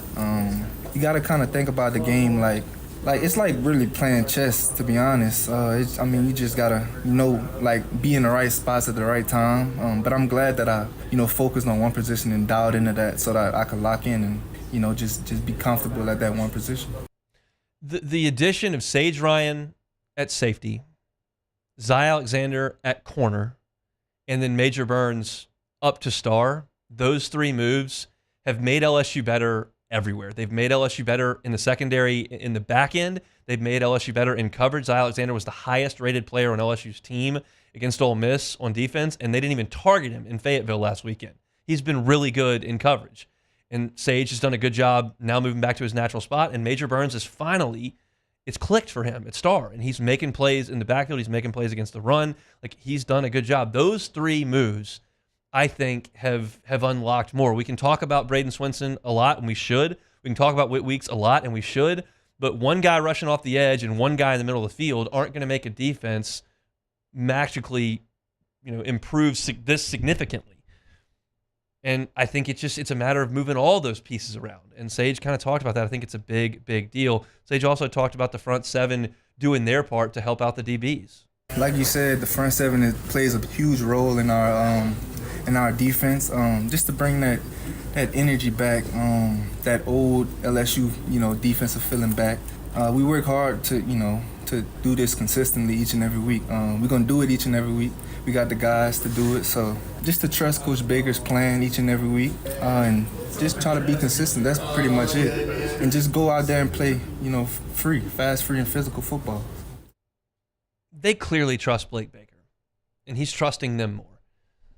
the question that doesn't matter at all, but this is a talk show, is how much do I trust the defense to continue to play that good? How much does the LSU fan base trust them? When we have these discussions and we're breaking down the game and we're talking about LSU's defense, how much do we trust that LSU is going to continue to improve and play great defense? Because everyone who's watched LSU play for a year and a half now has some scar tissue from a lot of the guys that are on the field. We've seen a lot of these guys, Swinson and Savion Jones and Major Burns and Greg Penn and Sage Ryan and Zy Alexander. We've seen all these guys on the field for big, big, big productive days and plays against oppositions. But they held their own against Ole Miss, forced some crucial stops early, got a couple of turnovers they had to get, and held Ole Miss to, 17 points in regulation? And then, was that right? Maybe 20. Either way, they held them under their season average by a lot and gave LSU every chance to win that game, maybe 24. And then they held Arkansas to 10 last week. If they can play that way and stand up to Ole Miss against the run, stands up against Texas A&M's run game, and hold Texas A&M to 17, 20 points, they're going to win the game. But do you trust that they can do that?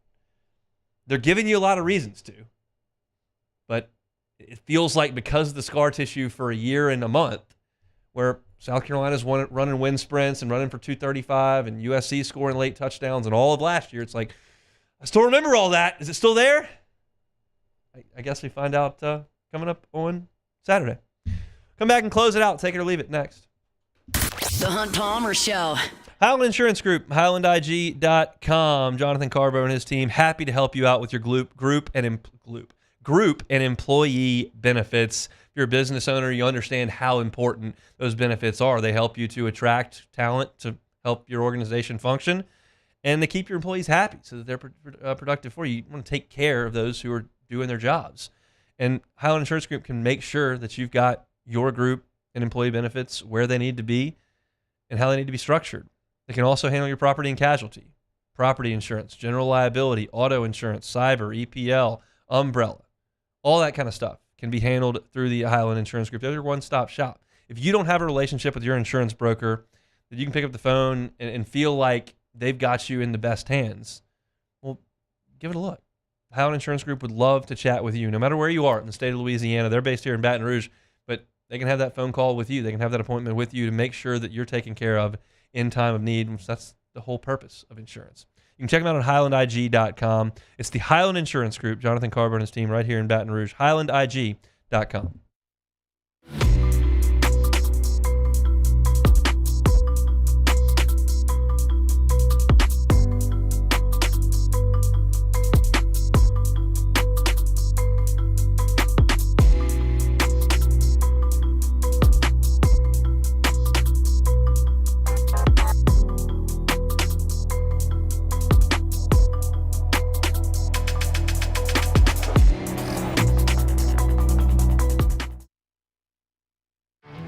There it is, the extra mile, on the border of expected and extraordinary for those willing to go further, like vans customized for work or play, with safety and tech to keep you connected, supported by a 5-star sales, service, and finance team, and backed by the 1-star you know. So go the extra mile. It's never crowded, because so few have what it takes to go there. Mercedes-Benz Vans. Breck teamed up to reimagine your parks, and you imagined big.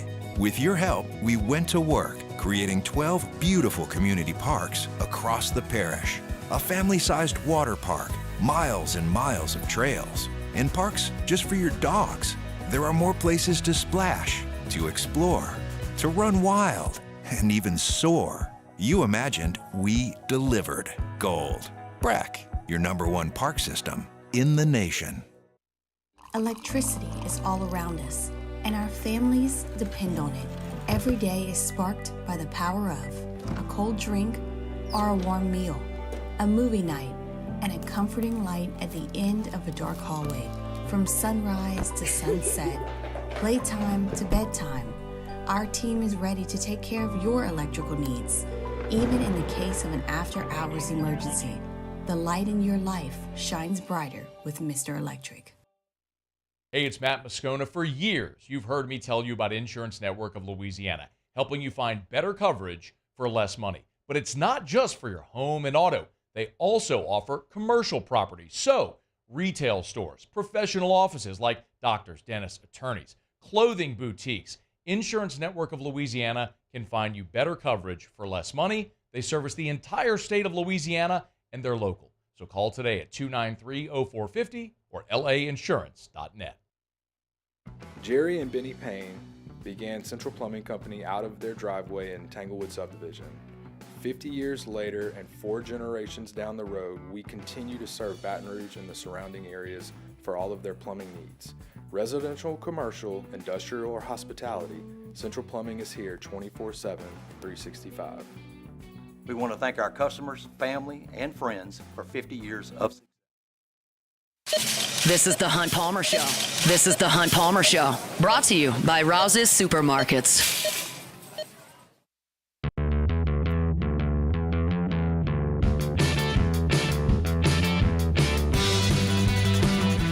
Tune in for a special edition of Thursday Night Football when the Rams host the Vikings at 7:15 p.m. Then Sunday at noon, the Bucs will host the Falcons, followed by the Bears and Commanders. Some Jaden Daniels for you at 3:25, and the Cowboys and 49ers at 7:20. Your home for the NFL is 104.5 ESPN Baton Rouge. Remind you, got a Football Friday edition of, well, all the shows tomorrow on 104.5 ESPN Baton Rouge. Off the Bench starts 7 to 10. Then Live at Lunch starts an hour early at 10 o'clock from Rufino's on Highland Road. It'll be Charlie, Jimmy, and their cast of thousands as they get you ready for LSU and A&M. I jump on there from 1 to 3. Matt's 3 to 6. And right when Matt's done, Kay Wassan takes over for Louisiana Prep Preview right into Catholic High football.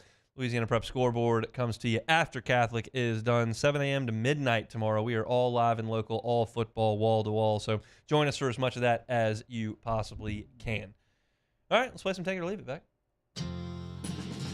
Alrighty, first one here. Former Indiana and Chicago Cubs slugger Kyle Schwarber will be the guest picker on College Game Day in Bloomington. Take it or leave it. My guy Kyle Schwarber won us the World Series on one leg, baby. Missed the whole season. Went out to Arizona, took some BP, said, I'm good, put me in the World Series. Game 7, 10th inning, leadoff, single, scores a run, stud. Yes, awesome game picker. It's going to be fantastic. I'll take it all day long. Love Schwarber. Great guy, Schwarber. Next one here. Zion Williamson was back at practice today and slated to start Friday. Doesn't hurt anymore? Apparently he's fine. Great to hear. I love to hear that. Slated to start Friday for their road opener against the Trailblazers. 82-0 incoming. Take it or leave it. How's DeJounte Murray doing? He's going to be out for a couple of weeks. And Trey Murphy's going to be out for at least a few more weeks, too. Got multiple sell the team texts in our group text after DeJounte Murray got hurt last night. Just classic Pels there. Get a win on opening night.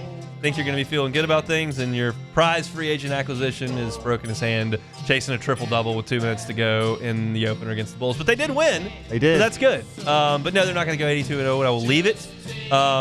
Zion Williamson over under 58 games played. Yes, I'll say over. Wow. Okay. Yes. What if his tummy hurts again? Now Brandon Ingram. He's already we'll 0 for 1. He is 0 for 1. That's okay. We got 81 to go.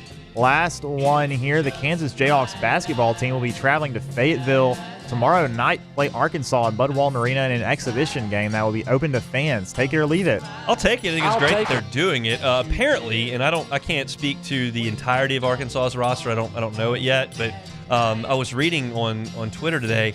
They may only have 5 scholarship guys right now that can play. That's not good. They had a recruit that came in and said he was really impressed with the practice he watched because they only had 5 guys and how much work that they were still able to get with 5 guys out there. Calipari intentionally didn't sign a lot of players. He's going to keep it at like 9 guys and just play the NIL game that way.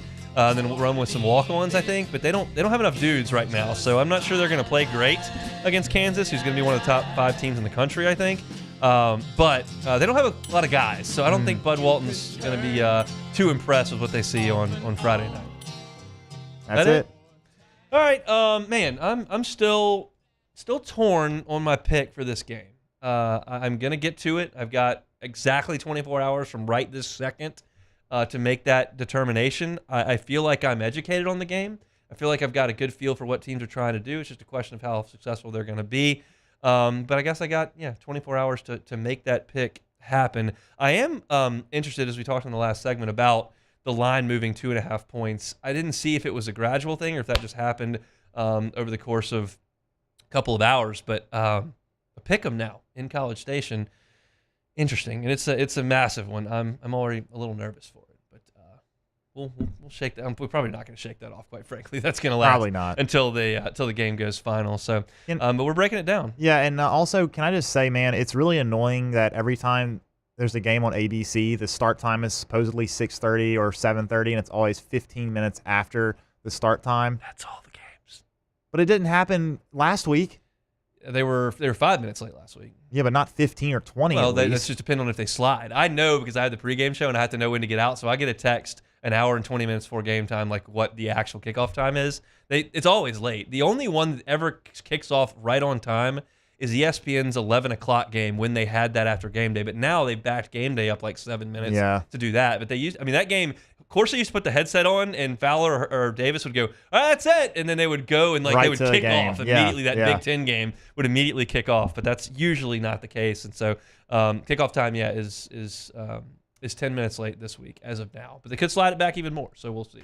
I'll let you know, Beck. I'll send you a text. Thank you. If you're listening to the pregame show, I always tell you, if you're running around doing errands, whenever you feel like you need to get back in a hurry, you got some extra time. I got you covered. But that's it for Thursday edition of the Hunt Palmer Show. We're always presented by Arousals. If you missed any of it, catch it on demand, 1045ESPN.com's on demand tab, Apple Podcasts, Spotify, Google, wherever you find your sound, or on YouTube. Thanks to Luke Johnson and to Travis Brown and Chris Blair for coming on to join us. I'm headed for LeBears tonight. Matt's going to drive you home from 3 to 6. Have a great Thursday. We're back tomorrow, same time, same place. The Hunt Palmer Show. The Hunt Palmer Show. Speaking of LeBears, that's where I'll be tonight for Thursday Night Football. You should be there as well. Make LeBears Baton Rouge your game day headquarters all season long. They got the biggest screens around, and now you can bet and dine at ESPN Bet in person. We'll have Thursday Night Football on tonight at ESPN Bet. We will have the NBA on tonight at ESPN Bet. You can wager on those games in the sportsbook, play some blackjack, get some great food and drinks, and you might get a hat, shirt, cup from me because I'll be there right inside the sportsbook. Always invite you to download the Cover 5 app and get into the SEC contest. It's got a promo code there that you can enter, LABRSEC24. LABRSEC24. Make 5 picks against the number in SEC games. You compete against me and over 100 of our listeners. I'm in 25th place at this point, so that's okay. You can beat me, and you can win weekly or season-long prizes if you download that app. If you're not a member, get the Pin Play app today. LeBears Baton Rouge, your live sports headquarters. Must be 21 years or older. Gambling problem? Call 1-800-589-9966 for help. The Windsor Senior Living Community in Mandeville, Louisiana is a beautiful, vibrant apartment community geared towards seniors.